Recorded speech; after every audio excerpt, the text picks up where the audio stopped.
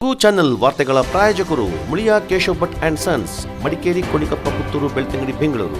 Palace Toyota, Balaji auto enterprises Mysuru private limited, Mysuru, Madikeri, Kushalnagar. Sendil Kumar textiles, Agrahara circle ಮತ್ತು Gandhi square, Mysuru. Sharada jewellery, ಕೊಡಗಿನ ಸಾಂಪ್ರದಾಯಿಕ ಆಭರಣಗಳ ವಿಶಾಲ ಮಳಿಗೆ, Aras road, Mysuru. Shri turbulence, Shri Mysuru sports, Aras road, Mysuru. A to Z super market, Vishwamanava double road, Mysuru. Police arcade, Siddharthanagara, Mysuru.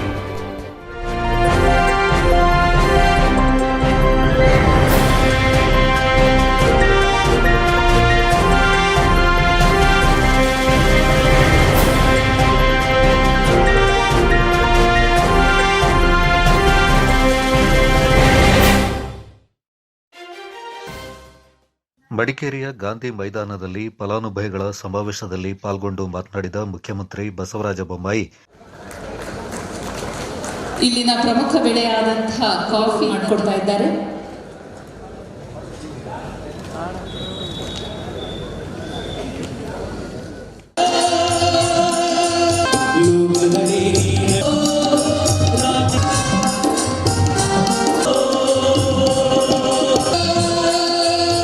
ಸರ್ಕಾರ ಆರೋಗ್ಯ, ಶಿಕ್ಷಣ ಮತ್ತು ಉದ್ಯೋಗಕ್ಕೆ ಆದ್ಯತೆ ನೀಡಿ ದುಡಿಯುವ ವರ್ಗದ ಆದಾಯವನ್ನು ಹೆಚ್ಚಿಸ್ತಾ ಇದೆ. ವಿವಿಧ ಇಲಾಖೆಗಳಲ್ಲಿ ರೂಪಿಸಲಾಗಿರುವ ಕಾರ್ಯಕ್ರಮಗಳಿಂದ ಜನರಿಗೆ ತಲುಪಿಸುವ ಮೂಲಕ ಸಮೃದ್ಧಿಯ ಕರ್ನಾಟಕವನ್ನು ನಿರ್ಮಾಣ ಮಾಡಲಾಗ್ತಾ ಇದೆ ಎಂದರು. ಫಲಾನುಭವಿಗಳ ಸಮ್ಮೇಳನದಲ್ಲಿ ರಾಜ್ಯದ ಪ್ರತಿ ಜಿಲ್ಲೆಯಲ್ಲಿ 30ರಿಂದ 50,000 ಕುಟುಂಬಗಳಿಗೆ ಸರ್ಕಾರದ ಕಾರ್ಯಕ್ರಮಗಳ ಸೌಲಭ್ಯವನ್ನು ತಲುಪಿಸಲಾಗ್ತಾ ಇದೆ. ಆ ಮೂಲಕ ಜನಸಾಮಾನ್ಯರಲ್ಲಿ ಆತ್ಮವಿಶ್ವಾಸ ತುಂಬುವ ಕೆಲಸವನ್ನು ಮಾಡಲಾಗ್ತಾ ಇದೆ. ಸರ್ಕಾರ ಮತ್ತು ಜನರ ನಡುವಿನ ಸಂಬಂಧವನ್ನು ಗಟ್ಟಿಗೊಳಿಸಲಾಗ್ತಾ ಇದೆ ಎಂದರು. ಕಳೆದ 3 ವರ್ಷಗಳಲ್ಲಿ ದೇಶದ 12 ಕೋಟಿ ಮನೆಗಳಿಗೆ ನೀರನ್ನು ಒದಗಿಸಲಾಗಿದೆ. ಕರ್ನಾಟಕ ರಾಜ್ಯದ 40 ಲಕ್ಷ ಮನೆಗಳು ನೀರಿನ ಸಂಪರ್ಕವನ್ನು ಪಡೆದಿವೆ. ಇದೊಂದು ಕ್ರಾಂತಿ ಅಂತ ಶ್ಲಾಘಿಸಿದ ಮುಖ್ಯಮಂತ್ರಿಗಳು, ಇಚ್ಛಾಶಕ್ತಿಯ ಕೊರತೆಯಿಂದ ಕಳೆದ 70 ವರ್ಷಗಳ ಕಾಲ ಈ ರೀತಿಯ ಸಾಧನೆಗಳು ನಡೆದಿಲ್ಲವೆಂದು ಅಭಿಪ್ರಾಯಪಟ್ಟರು. ಅವರು 3 ವರ್ಷದ ಹಿಂದೆ ಕೆಂಪು ಕೋಟೆಯ ಮೇಲೆ ನಿಂತು ಒಂದು ಮಾತನ್ನು ಹೇಳಿದರು. ನಾನು ದೇಶದ ಪ್ರತಿಯೊಂದು ಮನೆಗೆ ಕುಡಿಯೋ ನೀರನ್ನು ಕೊಡ್ತೀನಿ ಅನ್ನುವಂಥ ಮಾತನ್ನು ಮನೆ ಮನೆಗೆ ಕೊಡ್ತೀನಿ ಅಂತ ಹೇಳಿದರು. ಹಿಂದಿನ ಯಾವುದೇ ಪ್ರಧಾನಮಂತ್ರಿ ಈ ಮಾತನ್ನು ಹೇಳುವಂಥ ಧೈರ್ಯ ಮಾಡಿರಲಿಲ್ಲ. ಯಾಕಂದರೆ ಅಷ್ಟು ಸುಲಭವಾದ ಕೆಲಸ ಅಲ್ಲ. 130 ಕೋಟಿ ಜನಸಂಖ್ಯೆ ಇರುವಂಥ ಈ ದೇಶದಲ್ಲಿ ಪ್ರತಿಯೊಂದು ಮನೆಗೆ ನೀರು ಕೊಡುವಂಥದ್ದು ಸುಲಭದ ಕೆಲಸ ಅಲ್ಲ. ಅದೊಂದು ದೊಡ್ಡ ಸಾಹಸ ಅಂತ ತಿಳ್ಕೊಂಡು ಯಾರೂ ಕೂಡ ಅದನ್ನು ಹೇಳೋಕ್ಕೂ ಕೂಡ ಹೋಗಿರಲಿಲ್ಲ. ಆದರೆ 70 ವರ್ಷ ಯಾವುದು ಅಸಾಧ್ಯ ಇತ್ತು ಅದನ್ನು ಸಾಧ್ಯ ಮಾಡಿ ತೋರಿಸಿರುವಂಥ ನಮ್ಮ ನೆಚ್ಚಿನ ಪ್ರಧಾನಮಂತ್ರಿ ಈ ಘೋಷಣೆಯನ್ನು ಮಾಡಿ ಸುಮ್ಮನೆ ಬಿಡಲಿಲ್ಲ. ಅದಕ್ಕೆ ಕಾರ್ಯಕ್ರಮವನ್ನು ರೂಪಿಸಿದರು, ಹಣವನ್ನು ಕೊಟ್ಟು.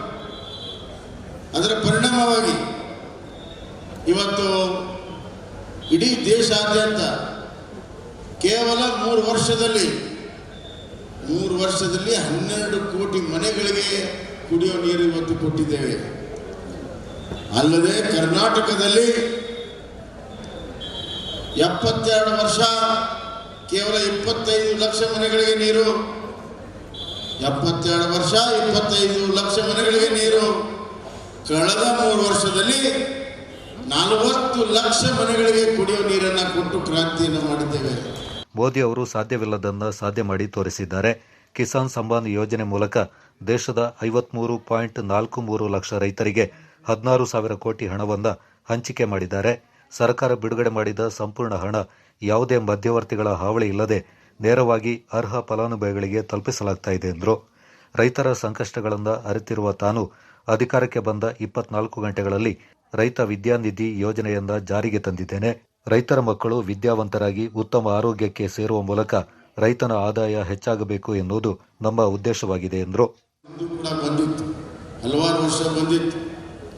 ಪರಿಹಾರ ಅಂದರೆ ಪರಿಹಾರ ಅಂತ ಕರೆಯಕ್ಕೆ ಸಾಧ್ಯ ಇಲ್ಲದೆ ಭಿಕ್ಷೆಯ ರೂಪದಲ್ಲಿ ಪರಿಹಾರ ಸಿಗ್ತಿತ್ತು, ಭಿಕ್ಷೆಯ ರೂಪದಲ್ಲಿ. ಆದರೆ ನಮ್ಮ ಸರ್ಕಾರ ಬಂದ ಮೇಲೆ ನಮ್ಮ ನರೇಂದ್ರ ಮೋದಿಜಿಯವರು ಪರಿಹಾರ ಮೊತ್ತವನ್ನು ಹೆಚ್ಚಿಗೆ ಮಾಡಿದರು. ಎರಡನೇದಾಗಿ ನಮ್ಮ ನಾಯಕರಾದಂಥ ಸನ್ಮಾನ್ಯ ಯಡಿಯೂರಪ್ಪನವರು ಬಿದ್ದ ಮನೆಗೆ ಪೂರ್ಣ ಬಿದ್ದರೆ 5 ಲಕ್ಷ ರೂಪಾಯಿ ಕೊಡುವಂಥ ಒಂದು ನಿರ್ಣಯವನ್ನು ಮಾಡಿದರು. ಇದು ಕ್ರಾಂತಿಕಾರಿ ನಿರ್ಣಯ. ಕೇಂದ್ರ ಸರ್ಕಾರ 95,000 ರೂಪಾಯಿ ಕೊಡ್ತದೆ. ಇನ್ನು 4,05,000 ನಾವು ರಾಜ್ಯ ಸರ್ಕಾರದಿಂದ ಕೊಡ್ತಾ ಇದ್ದೇವೆ. ಅರೆ ಬಿದ್ದಂಥ ಮನೆಗಳಿಗೆ 3 ಲಕ್ಷ ಕೊಡ್ತಾ ಇದ್ದೇವೆ. ನಾನೇ ಇಲ್ಲಿ ಬಂದು ನೋಡ್ಕೊಂಡು ಹೋದಂಥ ಸಂದರ್ಭದಲ್ಲಿ ಆ ಮನೆಗಳಿಗೆ ಎಲ್ಲರಿಗೂ ಕೂಡ ಇವತ್ತು ಪರಿಹಾರವನ್ನು ವಿತರಣೆಯನ್ನು ನಾನು ಮಾಡಿದ್ದೇನೆ. ಅಲ್ಲದೆ ಬೆಳೆ ಪರಿಹಾರ, ಇವತ್ತು ಬೆಳೆ ಪರಿಹಾರ ಕೊಡಗಿನ ಜನಕ್ಕೆ ಎಂದೆಂದೂ ಕೂಡ ಬಂದಿರಲಿಲ್ಲ, ಮುಟ್ಟಿರಲಿಲ್ಲ. ನಾನು ಮುಖ್ಯಮಂತ್ರಿ ಆದಮೇಲೆ ಒಂದು ನಿರ್ಣಯವನ್ನು ಮಾಡಿದೆ. ಕೇಂದ್ರ ಸರ್ಕಾರ ಏನು ಕೊಡ್ತದೋ ಅದರ 2 ಪಟ್ಟು ಬೆಳೆ ಪರಿಹಾರವನ್ನು ಕೊಡಬೇಕೆನ್ನುವಂಥ ತೀರ್ಮಾನವನ್ನು ಮಾಡಿದೆ. ಇವತ್ತು ಕೇಂದ್ರ ಸರ್ಕಾರ 6,800 ಕೋಟಿ ರೂಪಾಯಿ ಒಣ ಬೇಸಾಯಕ್ಕೆ ಕೊಡ್ತದೆ. ನಾನು 13,600 ಕೋಟಿ ರೂಪಾಯಿಗೆ ಹೆಚ್ಚಿಸಿ ಅದನ್ನು ಕೊಡ್ತಾ ಇದ್ದೇನೆ. ಅಷ್ಟೇ ಅಲ್ಲ, ಇವತ್ತು ನೀರಾವರಿಗೆ ಅವರು 15,000 ಕೊಡ್ತಾ ಇದ್ರು, ನಾನು 25,000 ಕೊಡ್ತಾ ಇದ್ದೇನೆ. ತೋಟಗಾರಿಕೆ, ಈ ಭಾಗದಲ್ಲಿ ಹೆಚ್ಚಿರುವಂಥ ತೋಟಗಾರಿಕೆಗೆ ಕೇಂದ್ರ ಸರ್ಕಾರ 18,000 ಕೊಡ್ತದೆ. ನಾವು 28,000 ಒಂದು ಹೆಕ್ಟೇರ್ ಕೊಡ್ತಾ ಇದ್ದೇವೆ.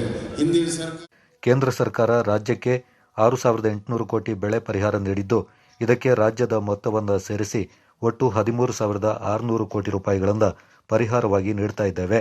ಹಿಂದಿನ ಸರ್ಕಾರಗಳು ಕೇಂದ್ರ ನೀಡಿದ್ದನ್ನು ರೈತರಿಗೆ ವಿತರಿಸಲು ಮೀನಾಮೇಷ ಎಣಿಸ್ತಾ ಇದ್ದವು. ಆದರೆ ಇಂದಿನ ಸರ್ಕಾರ ರೈತರ ಸಂಕಷ್ಟಕ್ಕೆ ಸ್ಪಂದಿಸಲು ಬದ್ಧವಾಗಿದೆ ಎಂದರು. ರಿಯಾಯಿತಿಯನ್ನು ಮಾಡಿ ಉಚಿತ ವಿದ್ಯುತ್ ಕೊಡುವಂತ ಯೋಜನೆಯನ್ನು ನಾನು ಮಾಡಿದ್ದೇನೆ ಬಂಧುಗಳೇ. ಇದು ಬಿಜೆಪಿ ಸರ್ಕಾರ ಮಾಡಿರುವಂಥದ್ದು. ನಿಮ್ಮ ಭಾವನೆ ನಮಗೆ ಗೊತ್ತಿದೆ, ಆದ್ರಿಂದ ನಾವು ಮಾಡಿದ್ದೇವೆ. ಇದರಲ್ಲಿ ಕೆಲವು ಗೊಂದಲಗಳಿದ್ರೆ, ಹಿಂದಿನ ಬಾಕಿ ಬಗ್ಗೆ ಗೊಂದಲ ಇದ್ರೆ ನಾನು ವೇದಿಕೆ ಮುಖಾಂತರ ಅಧಿಕಾರಿಗಳಿಗೆ ಸ್ಪಷ್ಟವಾದಂಥ ಸೂಚನೆಯನ್ನು ಕೊಡ್ತೇನೆ. ಹಿಂದಿನ ಬಾಕಿಯನ್ನ ನೀವು ಲೆಕ್ಕಕ್ಕೆ ತೆಗೆದುಕೊಳ್ಳದೆ ಎಲ್ಲರಿಗೂ 10 HP ಉಚಿತ ಪಂಪ್ಸೆಟ್ಗಳಿಗೆ ಕೊಡಲೇಬೇಕು ಅನ್ನುವಂಥ ಆದೇಶವನ್ನು ನಾನು ಈ ವೇದಿಕೆಯಿಂದ ನಾನು ಮಾಡ್ತಾ ಇದ್ದೇನೆ ಬಂಧುಗಳೇ.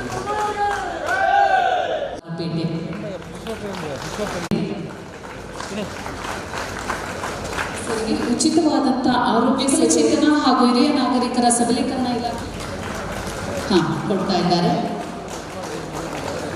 ಟ್ಯಾಬ್ ವಿತರಣೆ. ಮಡಿಕೇರಿಯಲ್ಲಿ ಫಲಾನುಭವಿಗಳ ಸಮಾವೇಶದಲ್ಲಿ ಮಾತನಾಡಿದ ಸಿಎಂ ಬಸವರಾಜ ಬೊಮ್ಮಾಯಿ, ಸ್ವಿಟ್ಜರ್ಲ್ಯಾಂಡ್ನಂತಿರುವ ಕೊಡಗಿನ ಪ್ರವಾಸೋದ್ಯಮದ ಅಭಿವೃದ್ಧಿಗೆ ಸರ್ಕಾರ ಬದ್ಧವಾಗಿದೆ ಎಂದರು. ಕೊಡಗಿನ ಕಾಫಿ ಬೆಳೆಗಾರರಿಗೆ 10 HP ವಿದ್ಯುತ್ ಅನ್ನು ಉಚಿತವಾಗಿ ನೀಡಬೇಕೆನ್ನುವ ಬೇಡಿಕೆ ಇತ್ತು. ಕೊಡಗಿನ ಬೆಳೆಗಾರರ ಸಂಕಷ್ಟವನ್ನು ಅರಿತಿರುವ ತಾನು 10 HP ವಿದ್ಯುತ್ ಅನ್ನು ಉಚಿತವಾಗಿ ನೀಡಲು ಆದೇಶ ನೀಡಿದ್ದೇನೆ. ಬೆಳೆಗಾರರ ಹಳೆಯ ಬಾಕಿಯನ್ನು ಲೆಕ್ಕಕ್ಕೆ ತೆಗೆದುಕೊಳ್ಳದೆ 10 HP ವಿದ್ಯುತ್ ಅನ್ನು ಉಚಿತವಾಗಿ ನೀಡಬೇಕೆಂದು ಈ ವೇದಿಕೆ ಮೂಲಕ ಅಧಿಕಾರಿಗಳಿಗೆ ಆದೇಶಿಸುವುದಾಗಿ ಮುಖ್ಯಮಂತ್ರಿಗಳು ಹೇಳಿದರು. ಕೊಡಗು ಜಿಲ್ಲೆಯಲ್ಲಿ ಕಿಸಾನ್ ಸಮ್ಮಾನ್ ಯೋಜನೆಯ ಮೂಲಕ 50,623 ರೈತರಿಗೆ 12 ಕೋಟಿ ರೂಪಾಯಿಗಳಿಂದ ಹಂಚಿಕೆ ಮಾಡಲಾಗಿದೆ ಎಂದರು.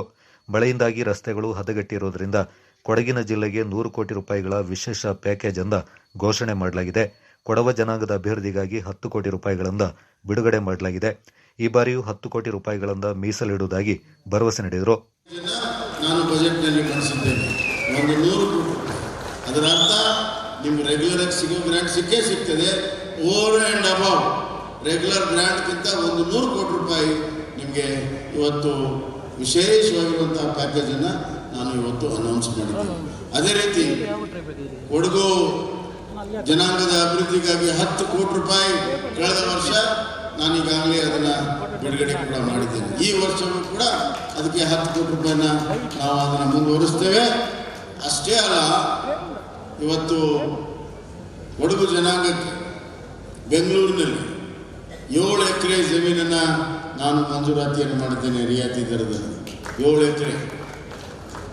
ಈ ಕೊಡಗು ನಮಗೆ ವಿಶೇಷವಾಗಿರುವಂಥ ಒಂದು ಸ್ಥಾನ. Kodagu is the pride of Karnataka. ಇವತ್ತು ದೇಶ ವಿದೇಶದಿಂದ ಪ್ರವಾಸೋದ್ಯಮಗಳು ಬರ್ತಾರೆ, ಕೊಡಗು ನಾಡನ್ನ ಅರಿಸಿ ಬರ್ತಾ ಇದ್ದಾರೆ, ಇಲ್ಲಿಯ ನೈಸರ್ಗಿಕ ಸಂಪತ್ತನ್ನ ಸವಿಯಲು ಬರ್ತಾ ಇದ್ದಾರೆ. ಇಂಥ ಒಂದು ಸಂದರ್ಭದಲ್ಲಿ ನಾವು ಪ್ರವಾಸೋದ್ಯಮದಲ್ಲಿ ಕೊಡಗುಗೆ ಅಗ್ರಗಣ್ಯ ಸ್ಥಾನವನ್ನು ಕೊಟ್ಟು ವಿಶೇಷವಾಗಿರುವಂಥ ನಮ್ಮ ಮೈಸೂರು ಸರ್ಕಿಟ್ ಅಂತ ನಾವೇನು ಮಾಡಿದ್ದೇವೆ, ಮೈಸೂರು ಸರ್ಕಿಟ್ನಲ್ಲಿ ಕೊಡಗು ಕೂಡ ಬಹಳ ಮಹತ್ವದ ಒಂದು ಸರ್ಕಿಟ್ ಆಗಿದೆ. ಇದರಲ್ಲಿ ಅಂತಾರಾಷ್ಟ್ರೀಯ ಮಟ್ಟದಿಂದ ನೇರವಾಗಿ ಮೈಸೂರು ಮತ್ತು ಕೊಡಗು ಬರೋದಕ್ಕೆ ಅನುಕೂಲತೆಯನ್ನು ನಾವು ಮಾಡಿದ್ದೇವೆ. ಅಲ್ಲಿ ಒಂದು ಟಿಕೆಟ್ ತಗೊಂಡ್ರೆ ಈ ಸರ್ಕಿಟಲ್ಲಿ ಎಲ್ಲ ಕಡೆ ಹೋಗ್ಬೋದು, ಎಲ್ಲಿ ಇರ್ಬೋದು, ಟ್ರಾವೆಲ್ ಮಾಡ್ಬೋದು. ಅಂತಾರಾಷ್ಟ್ರೀಯ ಟೂರಿಸಂಗೆ ಇವತ್ತು ಕೊಡಗು ಅಂತಾರಾಷ್ಟ್ರೀಯ ಮ್ಯಾಪ್ನಲ್ಲಿ ಕೊಡಗು ಬರುವ ರೀತಿಯಲ್ಲಿ ಇವತ್ತು ನಾವು ವ್ಯವಸ್ಥೆಗಳನ್ನು ಮಾಡಿದ್ದೇವೆ ಅನ್ನೋಂಥ ಮಾತನ್ನು ನಾನು ಹೇಳಕ್ಕೆ ಇಚ್ಛೆ ಕೊಡ್ತೇನೆ. ಅರೆ ಬಿದ್ದಂಥ ಮನೆಗಳಿಗೆ 3 ಲಕ್ಷ ಕೊಡ್ತಾ ಇದ್ದೇನೆ. ನಾನೇ ಇಲ್ಲಿ ಬಂದು ನೋಡ್ಕೊಂಡು ಹೋದಂಥ ಸಂದರ್ಭದಲ್ಲಿ ಆ ಮನೆಗಳಿಗೆ ಎಲ್ಲರಿಗೂ ಕೂಡ ಇವತ್ತು ಪರಿಹಾರವನ್ನು ವಿತರಣೆಯನ್ನು ನಾನು ಮಾಡಿದ್ದೇನೆ. ಅಲ್ಲದೆ ಬೆಳೆ ಪರಿಹಾರ, ಇವತ್ತು ಬೆಳೆ ಪರಿಹಾರ ಕೊಡಗಿನ ಜನಕ್ಕೆ ಎಂದೆಂದೂ ಕೂಡ ಬಂದಿರಲಿಲ್ಲ, ಮುಟ್ಟಿರಲಿಲ್ಲ. ನಾನು ಮುಖ್ಯಮಂತ್ರಿ ಆದಮೇಲೆ ಒಂದು ನಿರ್ಣಯವನ್ನು ಮಾಡಿದೆ. ಕೇಂದ್ರ ಸರ್ಕಾರ ಏನು ಕೊಡ್ತದೋ ಅದರ 2 ಪಟ್ಟು ಬೆಳೆ ಪರಿಹಾರವನ್ನು ಕೊಡಬೇಕೆನ್ನುವಂಥ ತೀರ್ಮಾನವನ್ನು ಮಾಡಿದೆ. ಇವತ್ತು ಕೇಂದ್ರ ಸರ್ಕಾರ 6,800 ಕೋಟಿ ರೂಪಾಯಿ ಒಣ ಬೇಸಾಯಕ್ಕೆ ಕೊಡ್ತದೆ. ನಾನು 13,600 ಕೋಟಿ ರೂಪಾಯಿಗೆ ಹೆಚ್ಚಿಸಿ ಅದನ್ನು ಕೊಡ್ತಾ ಇದ್ದೇನೆ. ಅಷ್ಟೇ ಅಲ್ಲ, ಇವತ್ತು ನೀರಾವರಿಗೆ ಅವರು 15,000 ಕೊಡ್ತಾ ಇದ್ರು, ನಾನು 25,000 ಕೊಡ್ತಾ ಇದ್ದೇನೆ. ತೋಟಗಾರಿಕೆ, ಈ ಭಾಗದಲ್ಲಿ ಹೆಚ್ಚಿರುವಂಥ ತೋಟಗಾರಿಕೆಗೆ ಕೇಂದ್ರ ಸರ್ಕಾರ 18,000 ಕೊಡ್ತದೆ. ನಾವು 28,000 ಒಂದು ಹೆಕ್ಟೇರ್ ಕೊಡ್ತಾ ಇದ್ದೇವೆ. ಫಲಾನುಭವಿಗಳ ಸಮಾವೇಶದ ಅಧ್ಯಕ್ಷ ಸಹಕಾರ ಸಚಿವ ಎಸ್ಟಿ ಸೋಮಶೇಖರ್, ವಿರಾಜಪೇಟೆ ಶಾಸಕ ಕೆಜಿ ಬೋಪಯ್ಯ, ಮಡಿಕೇರಿ ಶಾಸಕ ಎಂಪಿ ಅಪ್ಪಚ್ಚು ರಂಜನ್, ವಿಧಾನ ಪರಿಷತ್ನ ಸದಸ್ಯ ಸುಜಾ ಕುಶಾಲಪ್ಪ, ನಗರಸಭಾ ಅಧ್ಯಕ್ಷ ಅನಿತಾ ಪೋಯ್ಯ, ಜಿಲ್ಲಾಧಿಕಾರಿ ಡಾಕ್ಟರ್ ಬಿಸಿ ಸತೀಶ್ ಮತ್ತಿತರರು ಈ ಸಂದರ್ಭ ಪಾಲ್ಗೊಂಡಿದ್ದರು. ಮಡಿಕೇರಿ ಮತ್ತು ವಿರಾಜಪೇಟೆ ವಿಧಾನಸಭಾ ಕ್ಷೇತ್ರ ವ್ಯಾಪ್ತಿಯಲ್ಲಿ ಸುಮಾರು 539.86 ಕೋಟಿ ರೂಪಾಯಿ ಮೊತ್ತದ ವಿವಿಧ ಅಭಿವೃದ್ಧಿ ಕಾಮಗಾರಿ ಉದ್ಘಾಟನೆ ಮತ್ತು ಶಂಕುಸ್ಥಾಪನೆಯನ್ನು ಮುಖ್ಯಮಂತ್ರಿ ಬಸವರಾಜ ಬೊಮ್ಮಾಯಿ ಶನಿವಾರ ನೆರವೇರಿಸಿದರು. ಜಿಲ್ಲಾಡಳಿತದ ವತಿಯಿಂದ ನಗರದ ಗಾಂಧಿ ಮೈದಾನದಲ್ಲಿ ನಡೆದ ಕೇಂದ್ರ ಮತ್ತು ರಾಜ್ಯ ಸರ್ಕಾರದ ಯೋಜನೆಯ ಫಲಾನುಭವಿಗಳ ಸಮ್ಮೇಳನದಲ್ಲಿ ಗಾಂಧಿ ಭವನ, ಗ್ರೇಟರ್ ರಾಜಾ ಸೀಟ್, ವೈದ್ಯಕೀಯ ಕಾಲೇಜು ಸೇರಿದಂತೆ ವಿವಿಧ ಅಭಿವೃದ್ಧಿ ಕಾಮಗಾರಿಗಳ ಉದ್ಘಾಟನೆ ಮತ್ತು ಶಂಕುಸ್ಥಾಪನೆ ನೆರವೇರಿಸಿ ಬೊಮ್ಮಾಯಿ ಮಾತನಾಡಿದರು. ತಮ್ಮೆಲ್ಲರ ಉತ್ಸಾಹದ ಚಪ್ಪಾಳೆ ಬೇಡವೆ. ಇಲ್ಲಿನ ಜನತೆಗಾಗಿ ಬಹಳಷ್ಟು ಕೋಟಿಗಳ ವೆಚ್ಚದಲ್ಲಿ ಈ ಎಲ್ಲ ಹೊಸ ಕಾಮಗಾರಿಗಳ ಶಂಕುಸ್ಥಾಪನೆ. ಕೊಡಗು ಜಿಲ್ಲೆಯಲ್ಲಿ ರೈತರ ಕೃಷಿ ಪಂಪ್ ಸೆಟ್ಗಳಿಗೆ 10 HP ವರೆಗೆ ಉಚಿತವಾಗಿ ವಿದ್ಯುತ್ ಒದಗಿಸುವಂತೆ ಸಂಬಂಧಪಟ್ಟ ಅಧಿಕಾರಿಗಳಿಗೆ ಫಲಾನುಭವಿಗಳ ಸಮ್ಮೇಳನದಲ್ಲಿ ಮುಖ್ಯಮಂತ್ರಿ ಬಸವರಾಜ ಬೊಮ್ಮಾಯಿ ನಿರ್ದೇಶನ ನೀಡಿದರು. ದೇಶ ವಿದೇಶದಿಂದ ಕೊಡಗು ಜಿಲ್ಲೆಗೆ ಪ್ರವಾಸಿಗರು ಆಗಮಿಸುತ್ತಾರೆ. ಪ್ರವಾಸಿಗರಿಗೆ ಅಗತ್ಯ ಮೂಲಸೌಕರ್ಯ ಕಲ್ಪಿಸಲು ಸರ್ಕಾರ ಎಲ್ಲ ರೀತಿಯ ನೆರವು ನೀಡಲಿದೆ. ಮೈಸೂರು ಸರ್ಕ್ಯೂಟ್ನಲ್ಲಿ ಕೊಡಗು ಸೇರಿದ್ದು ಅಂತಾರಾಷ್ಟ್ರೀಯ ಪ್ರವಾಸೋದ್ಯಮಕ್ಕೆ ಒತ್ತು ನೀಡಲಾಗಿದೆ ಎಂದರು. ಪರಿಶಿಷ್ಟ ಜಾತಿ ಮತ್ತು ಪರಿಶಿಷ್ಟ ಪಂಗಡ ಸಮುದಾಯಕ್ಕೆ ಜನಸಂಖ್ಯೆಗೆ ಅನುಗುಣವಾಗಿ ಮೀಸಲಾತಿ ಹೆಚ್ಚಳ ಮಾಡಲಾಗಿದೆ ಎಂದರು. ಆರೋಗ್ಯ, ಶಿಕ್ಷಣ, ವಸತಿ ಮತ್ತು ರಸ್ತೆ ಅಭಿವೃದ್ಧಿಗೆ ಸರ್ಕಾರ ಒತ್ತು ನೀಡಿದೆ. ಬೆಳೆಹಾನಿ ಪರಿಹಾರವನ್ನು ಕೂಡ ಹೆಚ್ಚು ಮಾಡಲಾಗಿದೆ ಎಂದರು. ಬೆಳೆಹಾನಿ ಪರಿಹಾರವನ್ನು ಕೂಡ ಹೆಚ್ಚಿಸಲಾಗಿದೆ ಎಂದರು. Is the pride of Karnataka. ಇವತ್ತು ದೇಶ ವಿದೇಶದಿಂದ ಪ್ರವಾಸೋದ್ಯಮಗಳು ಬರ್ತಾರೆ, ಕೊಡಗು ನಾಡನ್ನ ಅರಿಸಿ ಬರ್ತಾ ಇದ್ದಾರೆ, ಇಲ್ಲಿಯ ನೈಸರ್ಗಿಕ ಸಂಪತ್ತನ್ನ ಸವಿಯಲು ಬರ್ತಾ ಇದ್ದಾರೆ. ಇಂಥ ಒಂದು ಸಂದರ್ಭದಲ್ಲಿ ನಾವು ಪ್ರವಾಸೋದ್ಯಮದಲ್ಲಿ ಕೊಡಗುಗೆ ಅಗ್ರಗಣ್ಯ ಸ್ಥಾನವನ್ನು ಕೊಟ್ಟು ವಿಶೇಷವಾಗಿರುವಂಥ ನಮ್ಮ ಮೈಸೂರು ಸರ್ಕಿಟ್ ಅಂತ ನಾವೇನು ಮಾಡಿದ್ದೇವೆ, ಮೈಸೂರು ಸರ್ಕಿಟ್ನಲ್ಲಿ ಕೊಡಗು ಕೂಡ ಬಹಳ ಮಹತ್ವದ ಒಂದು ಸರ್ಕಿಟ್ ಆಗಿದೆ. ಇದರಲ್ಲಿ ಅಂತಾರಾಷ್ಟ್ರೀಯ ಮಟ್ಟದಿಂದ ನೇರವಾಗಿ ಮೈಸೂರು ಮತ್ತು ಕೊಡಗು ಬರೋದಕ್ಕೆ ಅನುಕೂಲತೆಯನ್ನು ನಾವು ಮಾಡಿದ್ದೇವೆ. ಅಲ್ಲಿ ಒಂದು ಟಿಕೆಟ್ ತಗೊಂಡ್ರೆ ಈ ಸರ್ಕಿಟಲ್ಲಿ ಎಲ್ಲ ಕಡೆ ಹೋಗ್ಬೋದು, ಎಲ್ಲಿ ಇರ್ಬೋದು, ಟ್ರಾವೆಲ್ ಮಾಡ್ಬೋದು. ಅಂತಾರಾಷ್ಟ್ರೀಯ ಟೂರಿಸಂಗೆ ಇವತ್ತು ಕೊಡಗು ಅಂತಾರಾಷ್ಟ್ರೀಯ ಮ್ಯಾಪ್ನಲ್ಲಿ ಕೊಡಗು ಬರುವ ರೀತಿಯಲ್ಲಿ ಇವತ್ತು ನಾವು ವ್ಯವಸ್ಥೆಗಳನ್ನು ಮಾಡಿದ್ದೇವೆ ಅನ್ನುವಂಥ ಮಾತನ್ನು ನಾನು ಹೇಳಕ್ಕೆ ಇಚ್ಛೆ ಕೊಡ್ತೇನೆ. ವಿವಿಧ ಇಲಾಖೆಯ ಫಲಾನುಭವಿಗಳಿಗೆ ಸವಲತ್ತುಗಳನ್ನು ಮುಖ್ಯಮಂತ್ರಿ ಬಸವರಾಜ ಬೊಮ್ಮಾಯಿ ಅವರು ವಿತರಣೆ ಮಾಡಿದರು.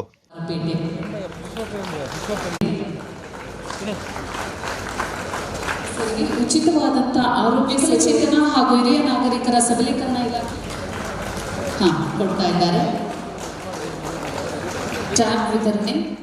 ಸಹಕಾರ ಸಚಿವರಾದ ಎಸ್ಟಿ ಸೋಮಶೇಖರ್, ಶಾಸಕರಾದ ಅಪ್ಪಚ್ಚು ರಂಜನ್, ಸರ್ಕಾರಿ ಜಮೀನುಗಳ ಸಂರಕ್ಷಣಾ ಸಮಿತಿ ಅಧ್ಯಕ್ಷರು ಹಾಗೂ ಶಾಸಕರಾದ ಕೆಜಿ ಬೋಪಯ್ಯ, ಎಂಎಲ್ಸಿ ಸುಜಾ ಕುಶಾಲಪ್ಪ, ಪ್ರತಾಪ್ ಸಿಂಹ ನಾಯಕ್, ಕರಾವಳಿ ಪ್ರಾಧಿಕಾರದ ಅಧ್ಯಕ್ಷರಾದ ಚೆಂದಿಲ ತಿಮ್ಮಪ್ಪ ಶೆಟ್ಟಿ, ಕರ್ನಾಟಕ ಜೀವ ವೈವಿಧ್ಯ ಮಂಡಳಿ ಅಧ್ಯಕ್ಷರಾದ ನಾಪಣ್ಣ ರವಿ ಕಳಪ್ಪ, ನಗರಸಭೆ ಅಧ್ಯಕ್ಷೆ ಅನಿತಾ ಪೋವಯ್ಯ, ಜಿಲ್ಲಾಧಿಕಾರಿ ಡಾಕ್ಟರ್ ಬಿಸಿ ಸತೀಶ್, ಜಿಲ್ಲಾ panchayat CEO doctor S Akash, ಜಿಲ್ಲಾ ಪೊಲೀಸ್ ವರಿಷ್ಠಾಧಿಕಾರಿ ಕೆ ರಾಮರಾಜನ್ ಮತ್ತಿತರ ಗಣ್ಯರು ಪಾಲ್ಗೊಂಡಿದ್ದರು.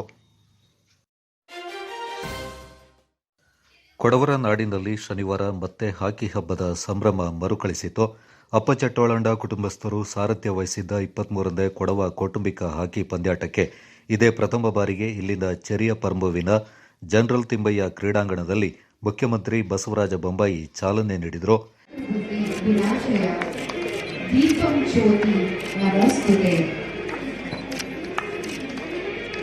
ದೀಪಜ್ಯೋತಿ ಪರಬ್ರಹ್ಮ ದೀಪಜ್ಯೋತಿ ಜನಾರ್ದನ ದೀಪೋ ಪರಧೂಮೆ ಪಾಪಂ ಸಂಧ್ಯಾ ದೀಪಂ ನಮೋಸ್ತುತೆ.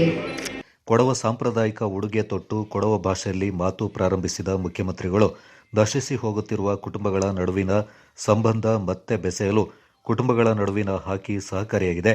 ಕುಟುಂಬಗಳಲ್ಲಿ ಪರಸ್ಪರ ಸಂಬಂಧ ಉತ್ತಮವಾಗಿದ್ದರೆ ದೇಶದ ಸಮಾಜಕ್ಕೆ ಉತ್ತಮ. ಭಾರತೀಯ ನಾಗರಿಕತೆ ನಿಜವಾದ ಸಂಸ್ಕೃತಿಗೆ ಕೊಡವ ಕೌಟುಂಬಿಕ ಹಾಕಿ ಉತ್ತಮ ಕೊಡುಗೆ ನೀಡುತ್ತಾ ಇದೆ ಎಂದರು.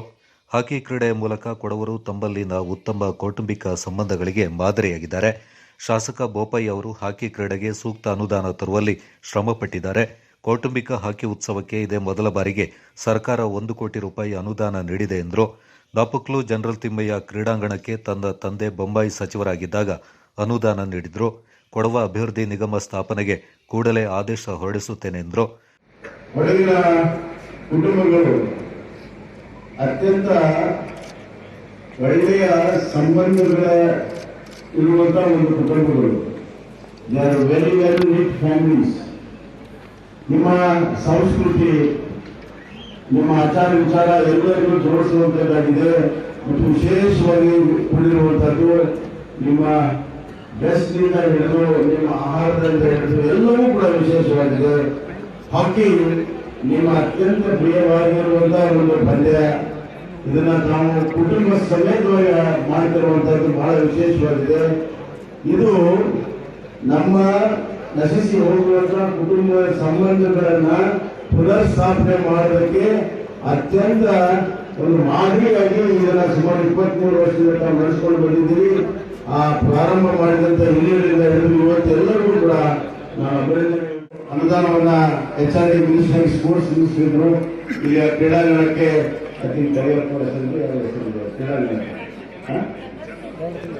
ಜನರಲ್ ತಿಮ್ಮಯ್ಯ ಅವರ ಹೆಸರಿರುವಂತಹ ಕ್ರೀಡಾಂಗಣಕ್ಕೆ ಅವತ್ತು ಅನುದಾನ ಕೊಟ್ಟಿರುವಂತಹ ನೆನಪಿದೆ. ಒಳಗಿನ ಒಂದು ಅದ್ಭುತವಾದಂತಹ ಜನ, ತಾವು ಸುಂದರವಾದಂತಹ ಜನ, ಸುಂದರ ಹೃದಯ ಇರುವಂತಹ ಜನ, ಒಳ್ಳೆಯ ದೈಹಿಕ ಶಕ್ತಿ ಇರುವಂತಹ ಜನ, ಒಳ್ಳೆಯ ಆಟ ಆಡುವಂತಹ ನೈಪುಣ್ಯತೆ ಇರುವಂತಹ ಜನ. ನಿಮ್ಮ ಸೇವಾಭಿವೃದ್ಧಿಗೆ ನಮ್ಮ ಎಲ್ಲ ಕಾರ್ಯಕ್ರಮಗಳು ಕೊಡವ ಅಭಿವೃದ್ಧಿ ನಿಗಮ ತಮ್ಮ ಬಹಳ ದಿವಸದ ಬೇಡಿಕೆ ಇದೆ. ಅದನ್ನು ಕೂಡಲೇ ಕೊಡವ ಅಭಿವೃದ್ಧಿ ನಿಗಮವನ್ನು ನಾವು ಸ್ಥಾಪನೆ ನಮ್ಮ ಆದೇಶವನ್ನು ಹೊರಡಿಸ್ತೇನೆ ಅನ್ನುವಂಥ ಮಾತನ್ನು ಕೂಡ ಈ ಸಂದರ್ಭದಲ್ಲಿ ಇವನ್ನೆಲ್ಲ ನೋಡಿ ನೀವೆಲ್ಲರೂ ಒಂದು ಕುಟುಂಬಕ್ಕೆ ಸೇರಿದವರು ಅನ್ನುವಂಥ ಭಾವನೆ ಬರವಣಿಗೆಲ್ಲ ಇದ್ದೀರಿ. ಅದ್ಭುತವಾಗಿದೆ. All the best. ಚೆನ್ನಾಗಿ ಟೂರ್ನಮೆಂಟ್ ಆಗಿ ಎಲ್ಲರೂ ಎಂಜಾಯ್ ಮಾಡಿ ಎಲ್ಲರೂ ಒಂದಾಗಿ ಮುಂದೆ ಬಹಳ ಬದುಕಿ ಅಂತ ಹೇಳಿ ನನ್ನ ಮಾತನ್ನು ಮುಗಿಸ್ತೇನೆ. ಧನ್ಯವಾದಗಳು. ಪದ್ಮಶ್ರೀ ಪುರಸ್ಕೃತ M P Ganesh, Olympian AB Subbaiah ಮಾತನಾಡಿದರು. ಇದು 15 ಕೊಡ್ಪ, ಇದು 4 kg ರಚಕ್ಕೆ ಉಂಟು. ಇದನ್ನ ಪಾಂಡ ಪುಟ್ಟಣಿದಂಗ ಸ್ಮಾರಕ ಇತ್ತು, ಒಣಿಟ್ ಕಾಫಿ ಕೊಡ್ತಾರೆ. ಇದನ್ನ ಗದ್ದ ಒಕ್ಕಕಾರ ಒಪ್ಪ ಎಲ್ಲ ಕಾಗತ್ರ ಜನವರಿ 31 ಒಳಗೆ ಅದನ್ನು ಹಾಕಿ ಅಕಾಡೆಮಿಗೆ ಭಯಕ್ಕಿಚ್ಚಿರೋದು. ಇದು ರೋಲಿಂಗ್ ಅಪ್ಪ ಎಲ್ಲ ಕಾಲ ಗದ್ದೆ ಕಿಂದು ಕೊಡ್ತಾರೆ. ಕಾರ್ಯಕ್ರಮದಲ್ಲಿ ಸಹಕಾರ ಸಚಿವ ಎಸ್ಟಿ ಸೋಮಶೇಖರ್, ಶಾಸಕ KG Bopaiah, MP Appachu Ranjan, Suja Kushalappa, Manu Muthappa, Padmashri MP Ganesh, Padmashri Rani Machaiah, Olympian AB Subbaiah, Pandanda Bopanna ಪಾಲ್ಗೊಂಡಿದ್ದರು. ವಿಧಾನ ಪರಿಷತ್ ಸದಸ್ಯೆ ವೀಣಾ ಅಚ್ಚಯ್ಯ ಮಾತನಾಡಿ, ಕೊಡವ ಕೌಟುಂಬಿಕ ಹಾಕಿ ಉದ್ಘಾಟನೆಗೆ ಮುಖ್ಯಮಂತ್ರಿ ಬರ್ತಾ ಇರುವುದು ಸ್ವಾಗತಾರ್ಹ. ಕೊಡಗಿನ ಜ್ವಲಂತ ಸಮಸ್ಯೆಗಳ ಪರಿಹಾರಕ್ಕೆ ಮುಖ್ಯಮಂತ್ರಿಗಳು ಮುಂದಾಗಬೇಕೆಂದರು. ಸಭಾ ಕಾರ್ಯಕ್ರಮದಲ್ಲಿ ಪದ್ಮಶ್ರೀ ಐಮುಡಿಯಂಡ ರಾಣಿ ಮಾಚಯ್ಯ, ಎಎಸ್ ಪೊನ್ನಂಡ, ಬೆಂಗಳೂರು ಕೊಡವ ಸಮಾಜದ ಮಾಜಿ ಅಧ್ಯಕ್ಷ ಮುಕ್ಕಾಟಿರ ನಾಣಯ್ಯ, ಅಖಿಲ ಕೊಡವ ಸಮಾಜದ ಅಧ್ಯಕ್ಷ ಪರದಂಡ ಸುಬ್ರಹ್ಮಣಿ, ಅಕಾಡೆಮಿಯ ಪ್ರಮುಖರಾದ ಮಾಳೆಟ್ಟಿರ ಶ್ರೀನಿವಾಸ್, ಮಾದಂಡ ಪೂವಯ್ಯ ಮತ್ತಿತರ ಪ್ರಮುಖರು ಪಾಲ್ಗೊಂಡಿದ್ದರು.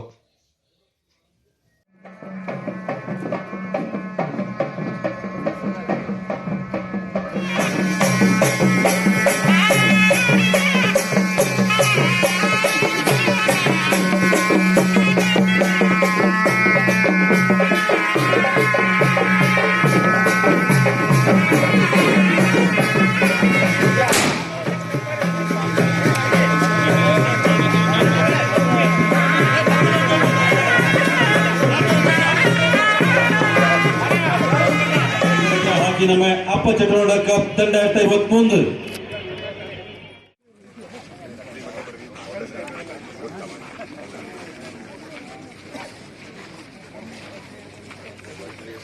ಅಂದರೆ umpires Ayyappa Nanaiah for the umpires ಅಂದರೆ junior Indian team blue with blue shorts, blue stockings, Harvinder Singh goalkeeper, Mohit, Lamban, Yogeshwar, Sunil.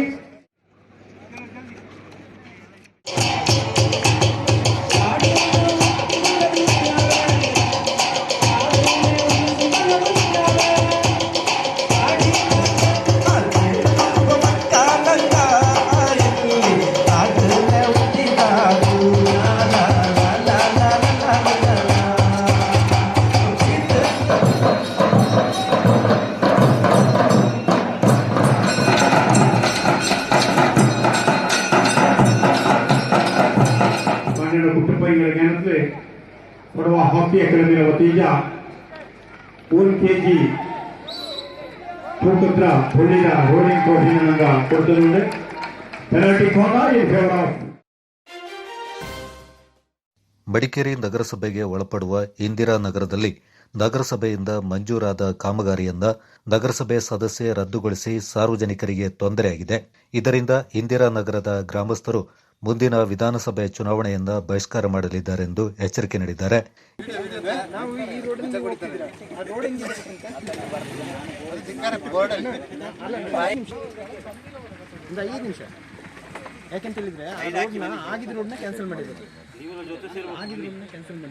ಈ ಸಂದರ್ಭ ಮಾತನಾಡಿದ ನಗರದ ನಿವಾಸಿ ಸೋಮಶೇಖರ್, 13 ವರ್ಷಗಳ ಹಿಂದೆ ಮಾಡಿದ ಕಾಮಗಾರಿ ಬಿಟ್ಟರೆ ಯಾವುದೇ ಕಾಮಗಾರಿ ಇಲ್ಲಿ ನಡೆದಿಲ್ಲ. ಇಲ್ಲಿಯವರೆಗೆ ಇದ್ದ ರಸ್ತೆಯನ್ನ ಅಗೆದು ರಸ್ತೆ ಇಲ್ಲದಂತೆ ಮಾಡಲಾಗಿದೆ. ಇದಕ್ಕೆ ಕಾರಣ ನಗರಸಭೆಯ ಒಬ್ಬ ಸದಸ್ಯ. ಮುಂದೆ ಕಾಮಗಾರಿ ಆಗದಿದ್ದಲ್ಲಿ ಗ್ರಾಮಸ್ಥರಿಂದ ನಗರಸಭೆಗೆ ಮುತ್ತಿಗೆ ಹಾಕಲಾಗುವುದೆಂದು ಎಚ್ಚರಿಕೆ ನೀಡಿದರು. ಇಂದಿರಾನಗರದ ಪೂರ್ಣ ಗ್ರಾಮಸ್ಥರು ಸಹ ನಾವಿಲ್ಲಿ ಸೇರಿದ್ದೇವೆ. ಕಾರಣ ಏನಂದರೆ, ನಾವು ಕಡಿಮೆ ಅಂದರೆ ಒಂದು 13 ವರ್ಷಗಳ ಹಿಂದೆ ನಮ್ಮ ಏರಿಯಾಕ್ಕೆ ಒಂದು ಡಾಂಬರೀಕರಣ ಆಯಿತು. ರೋಡು ಒಂದು ರೆಡಿ ಆಯಿತು. ಅದರ ಹಿಂದ್ಗಡೆ ಏನೋ ಪರಿಸ್ಥಿತಿ ಇತ್ತು. ಆಮೇಲೆ ಡಾಂಬರೀಕರಣ 13 ವರ್ಷಗಳ ಹಿಂದೆ ನಡೆದಿದೆ.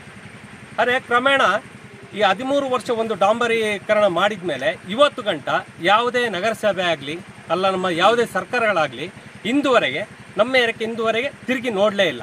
ಟೋಟಲಿ ಇದೊಂದು ಸ್ಲಮ್ ಏರಿಯಾ ಹೇಳೋದನ್ನ ಅವರು ಪ್ರೂಫ್ ಮಾಡಿದ್ದಾರೆ. ನಮಗೆ ಗೊತ್ತಿಲ್ಲ. ಆದರೆ ನಾವು ಸ್ಲಮ್ ಥರ ಬದುಕಲಿಕ್ಕೆ ನಾವಂತೂ ರೆಡಿ ಇಲ್ಲ. ಆದರೆ ಕ್ರಮೇಣ ಏನು ಅಂತೇಳಿದರೆ, ಇವತ್ತು ಒಂದು ಆಟೋದವರಾಗಲಿ ಒಂದು ಗಾಡಿಯವರಾಗಲಿ ಒಂದು ಪೇಷಂಟ್ನ ನಾವು ಕರ್ಕೊಂಡು ಹೋಗೋದು ಸಹ ಸಖತ್ ಕಷ್ಟದಲ್ಲಿ ಕರ್ಕೊಂಡು ಹೋಗುವಂಥ ಒಂದು ಪರಿಸ್ಥಿತಿ ನಮಗೆ ಆಗಿದೆ. ನಾವಿನ್ನು ಇವತ್ತು ನಗರಸಭೆ ಒಳಗಿದ್ದೀವ ಅಲ್ಲ ಯಾವುದೋ ಒಂದು ಹಳ್ಳಿ ಒಳಗಿದ್ದೀವ, ಇದು ನಮಗೆ ಇನ್ನೂವರೆಗೂ ನಮ್ಮ ಇಂದಿರಾನಗರ ಆಗಲಿ ಹಾಗೂ ಚಾಮುಂಡೇಶ್ವರಿ ನಗರ ಆಗಲಿ ನಮಗಿದು ಅರ್ಥ ಆಗ್ತಾ ಇಲ್ಲ. ಯಾಕಂದರೆ ಒಟ್ರಾಸಿ ಎಲೆಕ್ಷನ್ ಬಂತ ಟೋಟಲಿಯಾಗಿ ಎಲ್ಲರೂ ಬರ್ತಾರೆ, ಎಲೆಕ್ಷನಿಗೆ ಓಟ್ ಕೇಳ್ತಾರೆ, ನಾವು ಓಟ್ ಹಾಕ್ತೀವಿ. ಅವತ್ತಿಗೆ ಓಟ್ ಬೀಳೋ ಗಂಟ ಮಾತ್ರ ಕೈಗೊಂದು ಮಾರ್ಕ್ ಬಿದ್ದರೆ ಹೋಯ್ತು, ಅಲ್ಲಿಗೆ ಮುಗೀತು. ಮತ್ತು ತಿರುಗಿ ನೋಡೋರು ಇವತ್ತು ಗಂಟೆ ಯಾರೂ ಇಲ್ಲ. ಎಲೆಕ್ಷನ್ದು ಒಂದು ವಿಷಯ ಅಂದರೆ, ನಮ್ಮ ಈಗ ಕೌನ್ಸಿಲರ್ ಎಲೆಕ್ಷನ್ನೇ ಆಗಲಿ ನಮ್ಮದು ನಗರಸಭೆ ಎಲೆಕ್ಷನ್ ಆದರೂ ಸಹ ಇಂದಿರಾನಗರ ಬೇರೆ, ಅದರಲ್ಲಿ ಮೇಲೆ ರೋಡಿಂದ ಮೇಲೆಗೆ ಒಂದು ಭಾಗ ಹಾಗೂ ರೋಡಿಂದ ಕೆಳಗೆ ಮಂಗಳೂರು ನಗರಕ್ಕೆ ನಮ್ಮನ್ನು ಸೇರಿಸಿದ್ದಾರೆ. ಇದಕ್ಕೆ ಕಾರಣ ಏನು ನಮಗೆ ಇಂದುವರೆಗೂ ಸಹ ನಮಗೆ ಯಾರಿಗೂ ಅರ್ಥ ಆಗ್ತಾ ಇಲ್ಲ. ಕ್ರಮೇಣ ಇದೇನಾಗಿದೆ ಅಂದರೆ, ಮೇಲೆ ಕೌನ್ಸಿಲರ್ನ ಚಾಮುಂಡೇಶ್ವರಿ ನಗರ ಕೌನ್ಸಿಲರ್ನ ಕೇಳಿದರೆ ಅವ್ರು ಹೇಳ್ತಾ ಇದ್ದಾರೆ ಇದು ನಮಗೆ ಸಂಬಂಧ ಬರೋದಿಲ್ಲ. ಹಾಗೆ ಮಂಗಳೂರು ನಗರ ಅವ್ರನ್ನ ಆ ಕೌನ್ಸಿಲರ್ನ ಕೇಳಿದರೆ ಹೇಳ್ತಾರೆ ಅದು ಸಪ್ರೇಟ್ ಆಗಿದೆ, ನಾವಿಲ್ಲಿ ನೋಡೋದು. ಹೀಗೆ ಆದಾಗ ನಮ್ಮ ಇಲ್ಲಿ ಗ್ರಾಮದವ್ರದ್ದು ಪರಿಸ್ಥಿತಿ ಏನು? ಈಗ ಎಲೆಕ್ಷನ್ ಬಂದಿದೆ, ಟೋಟಲಿ ನಮ್ಮ ಗ್ರಾಮದವರೆಲ್ಲ ಸೇರಿ ನಾವೊಂದು ಒಗ್ಗಟ್ಟಿನಿಂದ ನಾವು ಹೇಳ್ತಾ ಇರೋದು, ನಾವು ಈ ಒಂದು ಚುನಾವಣೆಯನ್ನು ಬಹಿಷ್ಕಾರ ನಾವು ಮಾಡ್ತೇವೆ.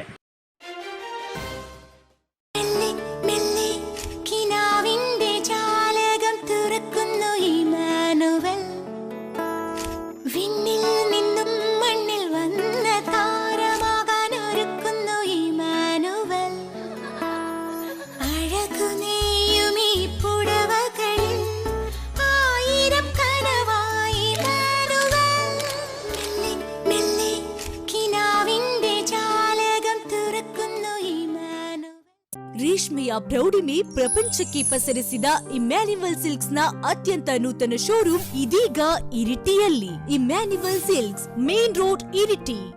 ಇದೇ ಅವಕಾಶ ಬಿಸ್ನೆಸ್ ಬೆಳೆಸೋದಕ್ಕೆ. ಆದ್ರೆ ಹಣ, ನಿಮ್ಮ ಸೂಪರ್ ಪವರ್ ಯೂಸ್ ಮಾಡುವ ಟೈಮ್ ಬಂದಿದೆ. ನೀವು ಟೆನ್ಷನ್ ತಗೋಬೇಡಿ. IIFL ಫೈನಾನ್ಸ್ನಿಂದ ಥಟ್ಟನೆ ಲೋನ್ ತಗೊಳ್ಳಿ ಮತ್ತೆ ಬಿಸ್ನೆಸ್ನ ಬೆಳೆಸ್ತಾ ಹೋಗಿ. ನಿಮ್ಮಂಥ ಸೂಪರ್ ಹೀರೋಸ್ ಅನ್ನು ಇಂಥ ಚಿಕ್ಕ ಪುಟ್ಟ ಪ್ರಾಬ್ಲಮ್ಸ್ ಹೇಗೆ ತಡೆಯಬಲ್ಲವು? ಹೀಗಾಗಿ ಲೈಫ್ ಏಳಿಗೆ ಅವಕಾಶ ಕೊಟ್ಟಾಗಲೆಲ್ಲ ನಿಮ್ಮದೇ ಸೂಪರ್ ಪವರ್, ನಿಮ್ಮ ಗೋಲ್ಡ್ ಯೂಸ್ ಮಾಡಿ ಮತ್ತು IIFL ಫೈನಾನ್ಸ್ ನಿಂದ ಗೋಲ್ಡ್ ಲೋನ್ ಪಡೆಯಿರಿ. IIFL ಫೈನಾನ್ಸ್ ಹೇಳುತ್ತೆ ನಿಜವಾದ ಮಾತು. SVEI ಕಾಂಪೋಸಿಟ್ PU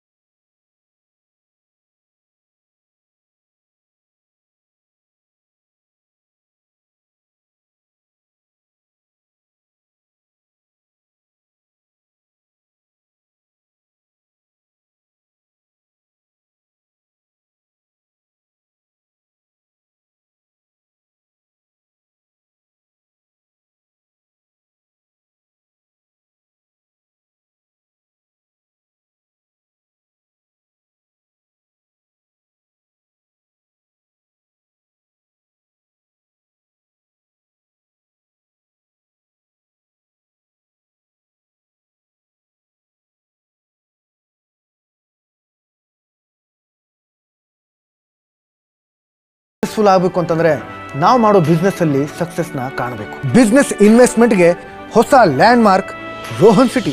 ಮಂಗಳೂರಿನ ಬಿಜೆಯಲ್ಲಿರುವ ರೋಹನ್ ಸಿಟಿಯಲ್ಲಿ 550 ಅಪಾರ್ಟ್ಮೆಂಟ್ಸ್, 250ಕ್ಕೂ ಹೆಚ್ಚು ಕಮರ್ಷಿಯಲ್ ಶಾಪ್ಸ್, ರೆಸ್ಟೋರೆಂಟ್, ಮಲ್ಟಿಪರ್ಪಸ್ ಹಾಲ್, 80,000 ಸ್ಕ್ವೇರ್ ಫೀಟ್ ನ ದ ಬೆಸ್ಟ್ ಸಿಟಿ ಕ್ಲಬ್, ಜೊತೆಗೆ ಮತ್ತಷ್ಟು ಸೌಲಭ್ಯಗಳು. ನಿಮ್ಮ ಹೂಡಿಕೆಗೆ ಬೆಸ್ಟ್ ಪ್ರೈಸ್ ಸಿಗುವಾಗ ತಡ ಯಾಕೆ? ನಿಮ್ಮ ಸಕ್ಸಸ್ನ ಹೊಸ address Rohan city, Vijay, Mangaluru.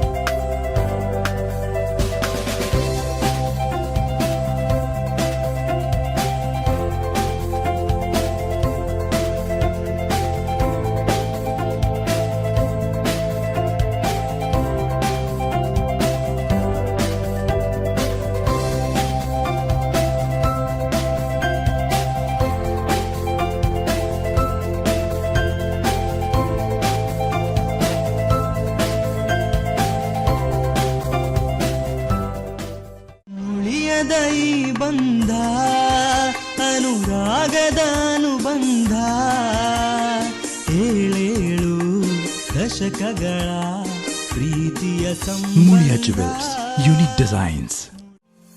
Shakti Residential School and College, Shaktinagar, Mangaluru. CBSE curriculum located in a serene environment 4 acres from the city life, 2.5 kilometers away from Nantur Junction. World-class amenities that help providing joy of learning, shaping personality to face the reality of life. Value-based teaching and emphasis on discipline. Shakti PU College has science and commerce streams along with integrated coaching to prepare students for competitive examinations. A well-stocked library, furnished labs, spacious auditorium, clean and hygienic food, separate fully furnished hostel for boys and girls is available. Learning to create choices, our motto, is reflected in every act of our students and teachers. For admissions, please contact 0824 2230 452 9686 000046. Shining senses in your life. Desirable designs gives you treasured memory. Sharda Jewelers.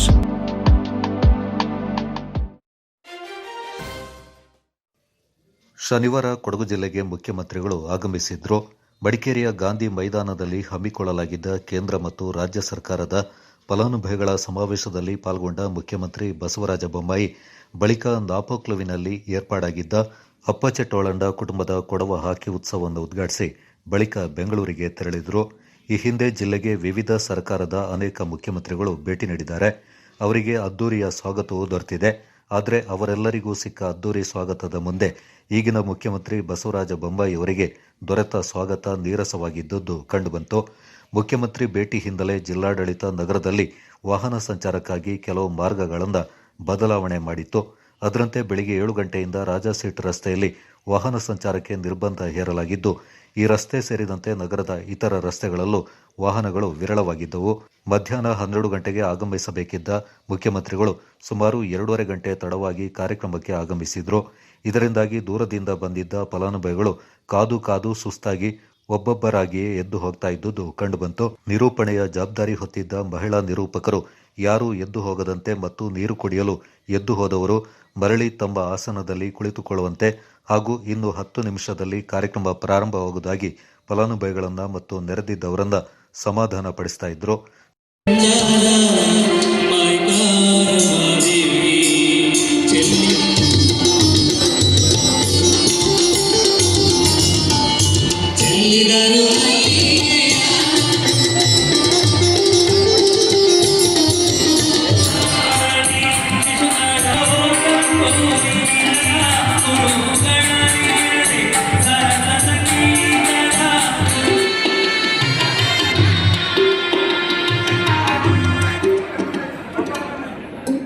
ಸಮಾವೇಶ ಮುಗಿಸಿ ಮುಖ್ಯಮಂತ್ರಿಗಳು ತೆರಳಿದ ಬಳಿಕ ಊಟಕ್ಕೆ ತೆರಳುವಂತೆ ಕಾರ್ಯಕ್ರಮ ಆಯೋಜಕರು ಮೈಕ್ನಲ್ಲಿ ಮನವಿ ಮಾಡ್ತಾ ಇದ್ರೆ, ಇತ್ತ ಎಲ್ಲರಿಗೂ ಸರಿಯಾದ ಊಟ ಸಿಗದೆ ಶೌಚಾಲಯ ವ್ಯವಸ್ಥೆ ಇಲ್ಲದೆ ಮುನಿಸು ತೋರ್ತಾ ಇದ್ದುದು ಕಂಡುಬಂತು. ಒಟ್ಟಾರೆ ಮುಂಬರುವ ಚುನಾವಣೆಯನ್ನ ದೃಷ್ಟಿಯಲ್ಲಿಟ್ಟುಕೊಂಡು ತರಾತುರಿಯಲ್ಲಿ ಅಭಿವೃದ್ಧಿ ಕಾರ್ಯಕ್ರಮಗಳ ಶಂಕುಸ್ಥಾಪನೆ ಮತ್ತು ಉದ್ಘಾಟನಾ ಕಾರ್ಯಕ್ರಮದ ಜೊತೆಗೆ ಫಲಾನುಭವಿಗಳ ಸಮಾವೇಶ ನಡೆದಿರುವುದು ಮೇಲ್ನೋಟಕ್ಕೆ ಸ್ಪಷ್ಟವಾಗಿದ್ದು, ಮುಖ್ಯಮಂತ್ರಿಗಳ ಕೊಡಗಿನ ಭೇಟಿ ಅಷ್ಟೇನೂ ಮಹತ್ವ ಪಡೆದುಕೊಂಡಂತೆ ಕಂಡುಬರಲಿಲ್ಲ. ಮಡಿಕೇರಿ ನಗರ ಕಾಂಗ್ರೆಸ್ ವತಿಯಿಂದ ಮನೆ ಮನೆಗೆ ಗ್ಯಾರಂಟಿ ಕಾರ್ಡ್ ವಿತರಿಸಲಾಯಿತು. ಬೂತ್ ನಂಬರ್ 212ರ ಅಧ್ಯಕ್ಷ ಹಫೀಜ್ ಅವರ ಅಧ್ಯಕ್ಷತೆಯಲ್ಲಿ ಕಾಂಗ್ರೆಸ್ನ ಮೊದಲ ಗ್ಯಾರಂಟಿ ಕಾರ್ಡ್ ಗೃಹ ಜ್ಯೋತಿ ಯೋಜನೆ ಮೂಲಕ ಪ್ರತಿ ಮನೆಗೆ 200 ಯೂನಿಟ್ ಉಚಿತ ವಿದ್ಯುತ್ ಪೂರೈಕೆ, 2ನೇ ಗ್ಯಾರಂಟಿ ಪ್ರತಿ ಮನೆಯೊಡತಿಗೆ 2,000 ರೂಪಾಯಿ ಪ್ರೋತ್ಸಾಹ ಧನ ನೀಡಲು ಗೃಹಲಕ್ಷ್ಮಿ ಯೋಜನೆ ಜಾರಿ ಮತ್ತು 3ನೇ ಗ್ಯಾರಂಟಿಯಾಗಿ ಅನ್ನಭಾಗ್ಯ ಯೋಜನೆ ಮೂಲಕ ಬಿಪಿಎಲ್ ಕಾರ್ಡುದಾರರಿಗೆ 10 ಕೆಜಿ ಅಕ್ಕಿ ಉಚಿತವಾಗಿ ನೀಡುವುದಾಗಿ ಪ್ರಮುಖರು ಮತದಾರರಿಗೆ ಭರವಸೆ ನೀಡಿದರು. ಈ ಸಂದರ್ಭ ಕಾಂಗ್ರೆಸ್ ಜಿಲ್ಲಾಧ್ಯಕ್ಷ ಧರ್ಮಜ ಉತ್ತಪ್ಪ, ಕಾಂಗ್ರೆಸ್ ಪ್ರಚಾರ ಸಮಿತಿ ಅಧ್ಯಕ್ಷ ಟಿಪಿ ರಮೇಶ್, ಮಡಿಕೇರಿ ಬ್ಲಾಕ್ ಸಂಘಟನಾ ಕಾರ್ಯದರ್ಶಿ ಎಂಎನ್ ರವೂಫ್, ಮಡಿಕೇರಿ ನಗರ ಕಾಂಗ್ರೆಸ್ ಕಾರ್ಯದರ್ಶಿ ಕೌಸರ್, ಮಡಿಕೇರಿ ನಗರ ಅಲ್ಪಸಂಖ್ಯಾತರ ಖಜಾಂಚಿ ಅಜೀಜ್, ಬೂತ್ ಪ್ರಮುಖ ಹಮೀದ್, ಸೇವಾದಳದ ಹಬೀಬ್, ಹಿರಿಯ ಕಾಂಗ್ರೆಸ್ ಮುಖಂಡರಾದ ನಿಸಾರ್ ಅಹಮದ್ ಹಾಗೂ ನಿರಂಜನ್ ಸೇವಿಯರ್ ಪಾಲ್ಗೊಂಡಿದ್ದರು. ಈ ಬಾರಿ ಕೊಡಗಿನಲ್ಲಿ ಬದಲಾವಣೆ ಖಚಿತ, ಕಾಂಗ್ರೆಸ್ ವಿಶ್ವಾಸ. ಕೇಂದ್ರ ಮತ್ತು ರಾಜ್ಯದಲ್ಲಿ ಬಿಜೆಪಿ ನೇತೃತ್ವದ ಸರ್ಕಾರ ಅಧಿಕಾರದಲ್ಲಿದ್ದರೂ ಕೊಡಗಿನ ಜ್ವಲಂತ ಸಮಸ್ಯೆಗಳನ್ನು ಬಗೆಹರಿಸುವಲ್ಲಿ ಬಿಜೆಪಿ ಪ್ರತಿನಿಧಿಗಳು ವಿಫಲರಾಗಿರುವುದರಿಂದ ಭ್ರಮನಿರಸನಗೊಂಡಿರುವ ಜನ ಈ ಬಾರಿ ಬದಲಾವಣೆಯನ್ನು ಬಯಸಿದ್ದಾರೆ ಎಂದು ಕೆಪಿಸಿಸಿ ವಕ್ತಾರ ಸಂಕೇತ್ ಪೂವಯ್ಯ ತಿಳಿಸಿದ್ದಾರೆ. ಸುದ್ದಿಗೋಷ್ಠಿಯಲ್ಲಿ ಮಾತನಾಡಿದ ಅವರು, ಗ್ರಾಮ ಪಂಚಾಯಿತಿಯಿಂದ ಹಿಡಿದು ಕೇಂದ್ರದವರೆಗೆ ಬಿಜೆಪಿ ಅಧಿಕಾರದಲ್ಲಿರುವುದಲ್ಲದೆ ಜಿಲ್ಲೆಯ 2 ಕ್ಷೇತ್ರಗಳಲ್ಲೂ ಬಿಜೆಪಿ ಶಾಸಕರಿದ್ದಾರೆ. ಹೀಗಿದ್ದು ಜಿಲ್ಲೆಯ ಸಮಸ್ಯೆಗಳಿಗೆ ಸ್ಪಂದಿಸುವಲ್ಲಿ ಇವರುಗಳು ಸಂಪೂರ್ಣವಾಗಿ ವಿಫಲರಾಗಿದ್ದಾರೆ ಎಂದು ಟೀಕಿಸಿದರು. ಕಾಂಗ್ರೆಸ್ ಸಮಿತಿಯ ವತಿಯಿಂದ ಕರ್ನಾಟಕ ಪ್ರದೇಶ ಕಾಂಗ್ರೆಸ್ ಸಮಿತಿಯ ರಾಜ್ಯ ವಕ್ತಾರನಾಗಿ ನೇಮಕವಾದ ನಂತರ ನನ್ನ ಅತ್ಯಂತ ಜವಾಬ್ದಾರಿಯ ಕೆಲಸವನ್ನು ಕೊಡಗು ಜಿಲ್ಲೆಯಿಂದಲೇ ಆರಂಭಿಸಬೇಕು ಅಂತಕ್ಕಂಥ ಒಂದು ತೀರ್ಮಾನವನ್ನು ತಗೊಂಡು ಇಲ್ಲಿ ಇರ್ತಕ್ಕಂಥ ಸಮಸ್ಯೆಗಳನ್ನು ಅಂದರೆ ಇಲ್ಲಿ ಇರ್ತಕ್ಕಂಥ ಆ ಮತದಾರರ ಭಾವನೆಗಳನ್ನು ನಮ್ಮ ಜೊತೆ ಏನು ಅವರು ಚರ್ಚೆ ಮಾಡ್ತಾ ಇದ್ದಾರೆ, ಇಂಥ ವಿಚಾರಗಳನ್ನು ಚರ್ಚೆ ಮಾಡೋದಕ್ಕೆ ಇವತ್ತು ತಮ್ಮ ಜೊತೆ ನಾವೆಲ್ಲರೂ ಇದ್ದೇವೆ. ವಿಜಯ ಸಂಕಲ್ಪ ಯಾತ್ರೆಯನ್ನು ಈಗಾಗಲೇ ಮುಗಿಸಿದ್ದಾರೆ. ಈ ಭಾಗದಲ್ಲಿ ಕೊಡಗು ಜಿಲ್ಲೆಯಲ್ಲಿ ಸಮಸ್ಯೆಗಳು, ನೂರಾರು ಸಮಸ್ಯೆಗಳಿರ್ತಕ್ಕಂಥದ್ದು ಕೊಡಗು ಜಿಲ್ಲೆಯಲ್ಲಿ ಜನ ಕಣ್ಣೀರಿನಲ್ಲಿರ್ತಕ್ಕಂಥದ್ದು. ಪಂಚಾಯತಿ ಈ ಭಾಗದಲ್ಲಿ 5 ಬಾರಿ, ಆ ವಿರಾಜಪೇಟೆ ಭಾಗದಲ್ಲಿ 4 ಬಾರಿ ಶಾಸಕರು ಗೆದ್ದರೂ ಕೂಡ, ಅವರದೇ ಸರ್ಕಾರ ಇದ್ದರೂ ಕೂಡ ಎಲ್ಲ ರೀತಿಯಲ್ಲೂ ಕೂಡ ನಮ್ಮ ಸಮಸ್ಯೆಗಳಿಗೆ ಸ್ಪಂದಿಸುವುದರಲ್ಲಿ ಅವರು ಸಂಪೂರ್ಣ ವಿಫಲರಾಗಿರ್ತಕ್ಕಂಥ ವಿಚಾರವನ್ನ ಇವತ್ತು ಭಾರತೀಯ ಜನತಾ ಪಕ್ಷಕ್ಕೆ ಮತ ಕೊಟ್ಕೊಂಡು ಬಂದಂತ ಮತದಾರರು ನಮ್ಮ ಜೊತೆ ಚರ್ಚೆ ಮಾಡ್ತಕ್ಕಂಥ ಸಂದರ್ಭದಲ್ಲಿ ಎಲ್ಲ ಪಂಚಾಯತ್ನಿಂದ ಲೋಕಸಭೆ ತನಕ ಹೋಗಿದ್ರು ಕೂಡ ಯಾವುದೇ ರೀತಿ ಸ್ಪಂದನೆ ಆಗಿಲ್ಲ. ನಮಗೆ ವ್ಯವಸ್ಥೆಯ ಮೇಲೆ ಭ್ರಮನಿರಸನ ಇದೆ, ನಮ್ಮ ಮೇಲೆ ಇರ್ತಕ್ಕಂಥ ಕಾರ್ಮೋಡ ಅದೇ ರೀತಿ ಇದೆ. ಆದ್ರಿಂದ ಬದಲಾವಣೆಯನ್ನ ನಾವು ಈ ಸರಿ ಬಯಸಿದೀವಿ ಅಂತಕ್ಕಂಥ ಭಾವನೆಗಳನ್ನ ವ್ಯಕ್ತಪಡಿಸ್ತಾ ಇದ್ದಾರೆ. ಕೊಡಗಿನ ಪ್ರಮುಖ ಕೃಷಿಯಾಗಿರುವ ಕಾಫಿ ವಾಣಿಜ್ಯ ಇಲಾಖೆಯ ವ್ಯಾಪ್ತಿಗೆ ಒಳಪಡುತ್ತದೆ. ಈ ಕೃಷಿಗೆ ಸಂಬಂಧಪಟ್ಟಂತೆ ಸೂಕ್ತ ಆಮದು ನೀತಿಯನ್ನು ರೂಪಿಸುವುದು ಸೇರಿದಂತೆ ಯಾವುದೇ ಗಂಭೀರ ವಿಚಾರಗಳ ಬಗ್ಗೆ ಬಿಜೆಪಿ ಸೂಕ್ತ ಕಾರ್ಯಕ್ರಮಗಳನ್ನು ರೂಪಿಸುವಲ್ಲಿ ಸೋತಿದೆ ಎಂದು ಆರೋಪಿಸಿದ ಅವರು, ಜಿಲ್ಲೆಯಲ್ಲಿ ದಿನೇ ದಿನೇ ಮಾನವ ಮತ್ತು ವನ್ಯಜೀವಿಗಳ ಸಂಘರ್ಷ ಹೆಚ್ಚುತ್ತಿದೆಯಾದರೂ ಇದಕ್ಕೆ ವೈಜ್ಞಾನಿಕವಾದ ಶಾಶ್ವತ ಪರಿಹಾರ ರೂಪಿಸುವಲ್ಲಿ ಬಿಜೆಪಿ ವಿಫಲವಾಗಿದೆ ಎಂದು ಹೇಳಿದರು. ವನ್ಯಜೀವಿಗಳ ಹಾವಳಿ ಸೇರಿದಂತೆ ಅರಣ್ಯಕ್ಕೆ ಸಂಬಂಧಿಸಿದ ಹಲವು ಸಮಸ್ಯೆಗಳು ಜಿಲ್ಲೆಯನ್ನು ಕಾಡಿದೆ. ಆದರೆ ಬಿಜೆಪಿ ಸರ್ಕಾರದಲ್ಲಿ ಅರಣ್ಯ ಸಚಿವರೇ ಇಲ್ಲವೆಂದು ವ್ಯಂಗ್ಯವಾಡಿದರು. ಕಾರಣ ಏನಂತ ಹೇಳಿದ್ರೆ, ಇವತ್ತು ಕಾಫಿ ಬೆಳೆಗಾರನ, ಮುಖ್ಯವಾಗಿ ಕಾಫಿ ಬೆಳೆಗಾರನ ಸಮಸ್ಯೆ ಇರ್ತಕ್ಕಂಥದ್ದು. ಇವತ್ತು ಕಾಫಿ ವಾಣಿಜ್ಯ ಮಂತ್ರಿಮಂಡಲಕ್ಕೆ ಬರ್ತಕ್ಕಂಥ ವಿಚಾರ. ಇವತ್ತು ಕೇಂದ್ರದಲ್ಲಿ ಯಾವುದೇ ಸರ್ಕಾರ ಇದ್ರೂ ಕೂಡ ಯಾವೊಂದು ಸಂದರ್ಭದಲ್ಲೂ ಕೂಡ ಕಾಫಿ ಬೆಳೆಗಾರರ ಸಮಸ್ಯೆಯಿಂದ ಆತ್ಮಹತ್ಯೆಗಳನ್ನ ಮಾಡಿಕೊಂಡ್ರೂ ಕೂಡ ಅವರು ಏನು ಇಲ್ಲಿ ಇರ್ತಕ್ಕಂಥ ಶಾಸಕರೇ ಇರ್ಬೋದು ಅಥವಾ ಸಂಸದರೇ ಇರ್ಬೋದು, ಸೇತುವೆಯಾಗಿ ನಿಂತು ಕೇಂದ್ರ ವಾಣಿಜ್ಯ ಮಂತ್ರಿಮಂಡಲಕ್ಕೆ ಇದನ್ನ ಮಂತ್ರಿಗೆ ಇದರ ಅರಿವಿಕೆಯನ್ನ ತಂದು ಒಂದು ಸಾರಿ ಕಾಫಿ ಬೆಳೆಗಾರನಿಗೆ ಅವನ ಕೃಷಿಗೆ ಸಹಕಾರ ಆಗ್ತಕ್ಕಂಥ ಸರ್ಕಾರದಿಂದ ಸಹಕಾರ ಕೊಡ್ತಕ್ಕಂಥದ್ದೇ ಇರಲಿ ಅಥವಾ ಕಾಫಿಗೆ ಬೇಕಾದಂತಹ ಆಮದು ನೀತಿಗಳು, ಸರಿಯಾದಂತ ಆಮದು ನೀತಿಗಳನ್ನ ರೂಪಿಸ್ತಕ್ಕಂಥದ್ರಲ್ಲಿ ಸಂಪೂರ್ಣ ವಿಫಲವಾಗಿದ್ದಾರೆ ಅಂತಕ್ಕಂಥದ್ದು. ಮತ್ತೆ ವನ್ಯಜೀವಿ ಮತ್ತೆ ಮಾನವನ ಸಂಘರ್ಷ ಏನು ಒಂದು ಯಾವ ಒಂದು ಮಟ್ಟಕ್ಕೆ ತಲುಪಿದೆ ಅಂತ ಹೇಳಿದ್ರೆ, ಇವತ್ತು ಕಾಫಿ ಬೆಳೆಗಾರನಿಗೆ ಇವತ್ತು ಏನು ಅವನ ಕಾಫಿ ಗಿಡವನ್ನೇ ಬುಡ ಸಹಿತ ತೆಗೆದು ಏನು ಆನೆಗಳು ಬಂದು ಬಿಸಾಕ್ತಾ ಇದೆಯಲ್ಲ, ಇವತ್ತು ಕೋಟ್ಯಾಂತರ ರೂಪಾಯಿ ಏನು ಕಾಫಿ ಬೆಳೆಗಾರನಿಗೆ ಆನೆ ಸಮಸ್ಯೆಯಿಂದ ಆಗ್ತಾ ಇದೆ. ವೈಜ್ಞಾನಿಕವಾಗಿ ಆತನಿಗೆ ಪರಿಹಾರ ಕೊಡ್ತಕ್ಕಂಥ ನಿಟ್ಟಿನಲ್ಲಿ ಸರ್ಕಾರ ಸಂಪೂರ್ಣವಾಗಿ ವಿಫಲವಾಗಿರ್ತಕ್ಕಂಥದ್ದು.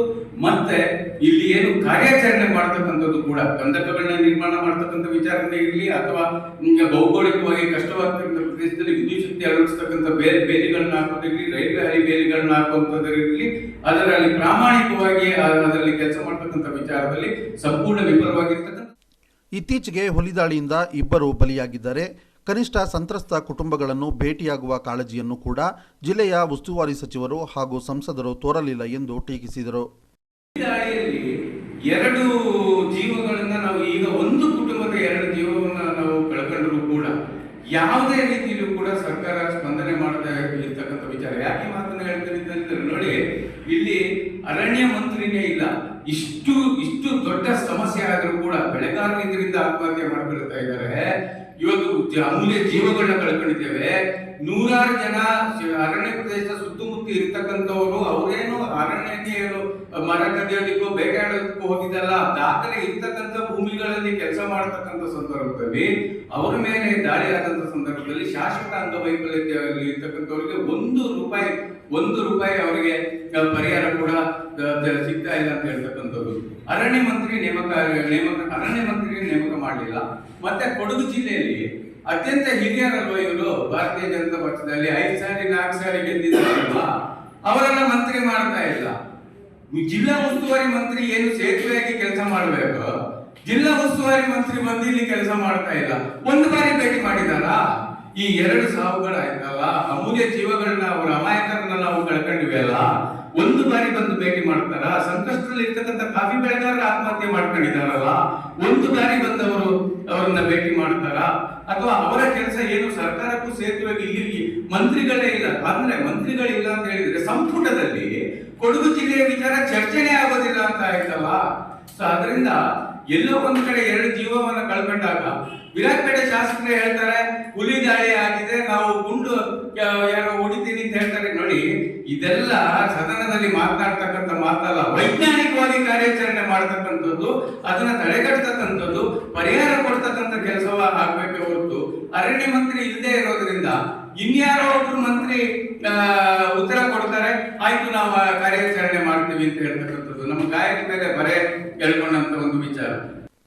ಬಿಜೆಪಿಯಿಂದ ನಡೆದ ವಿಜಯ ಸಂಕಲ್ಪ ಯಾತ್ರೆಗೆ ಆ ಪಕ್ಷದ ಪ್ರಮುಖರಾದ BS ಯಡಿಯೂರಪ್ಪ ಅವರು ಬಂದಿಲ್ಲ. ಸೋಲುವ ಕ್ಷೇತ್ರಕ್ಕೆ ಅವರು ಬರುವುದಿಲ್ಲ. ಡಬಲ್ ಇಂಜಿನ್ ಸರ್ಕಾರವೆಂದು ಬಿಜೆಪಿ ಕರೆದುಕೊಳ್ಳುತ್ತಿದೆ. ಆದರೆ ಡಬಲ್ ಹೋಗಲಿ ಸಿಂಗಲ್ ಇಂಜಿನ್ ಸಹ ಸರ್ಕಾರಕ್ಕೆ ಇಲ್ಲ. ಇದರ 4 ಟೈರ್ಗಳು ಪಂಚರ್ ಆಗಿವೆ ಎಂದು ಲೇವಡಿ ಮಾಡಿದರು.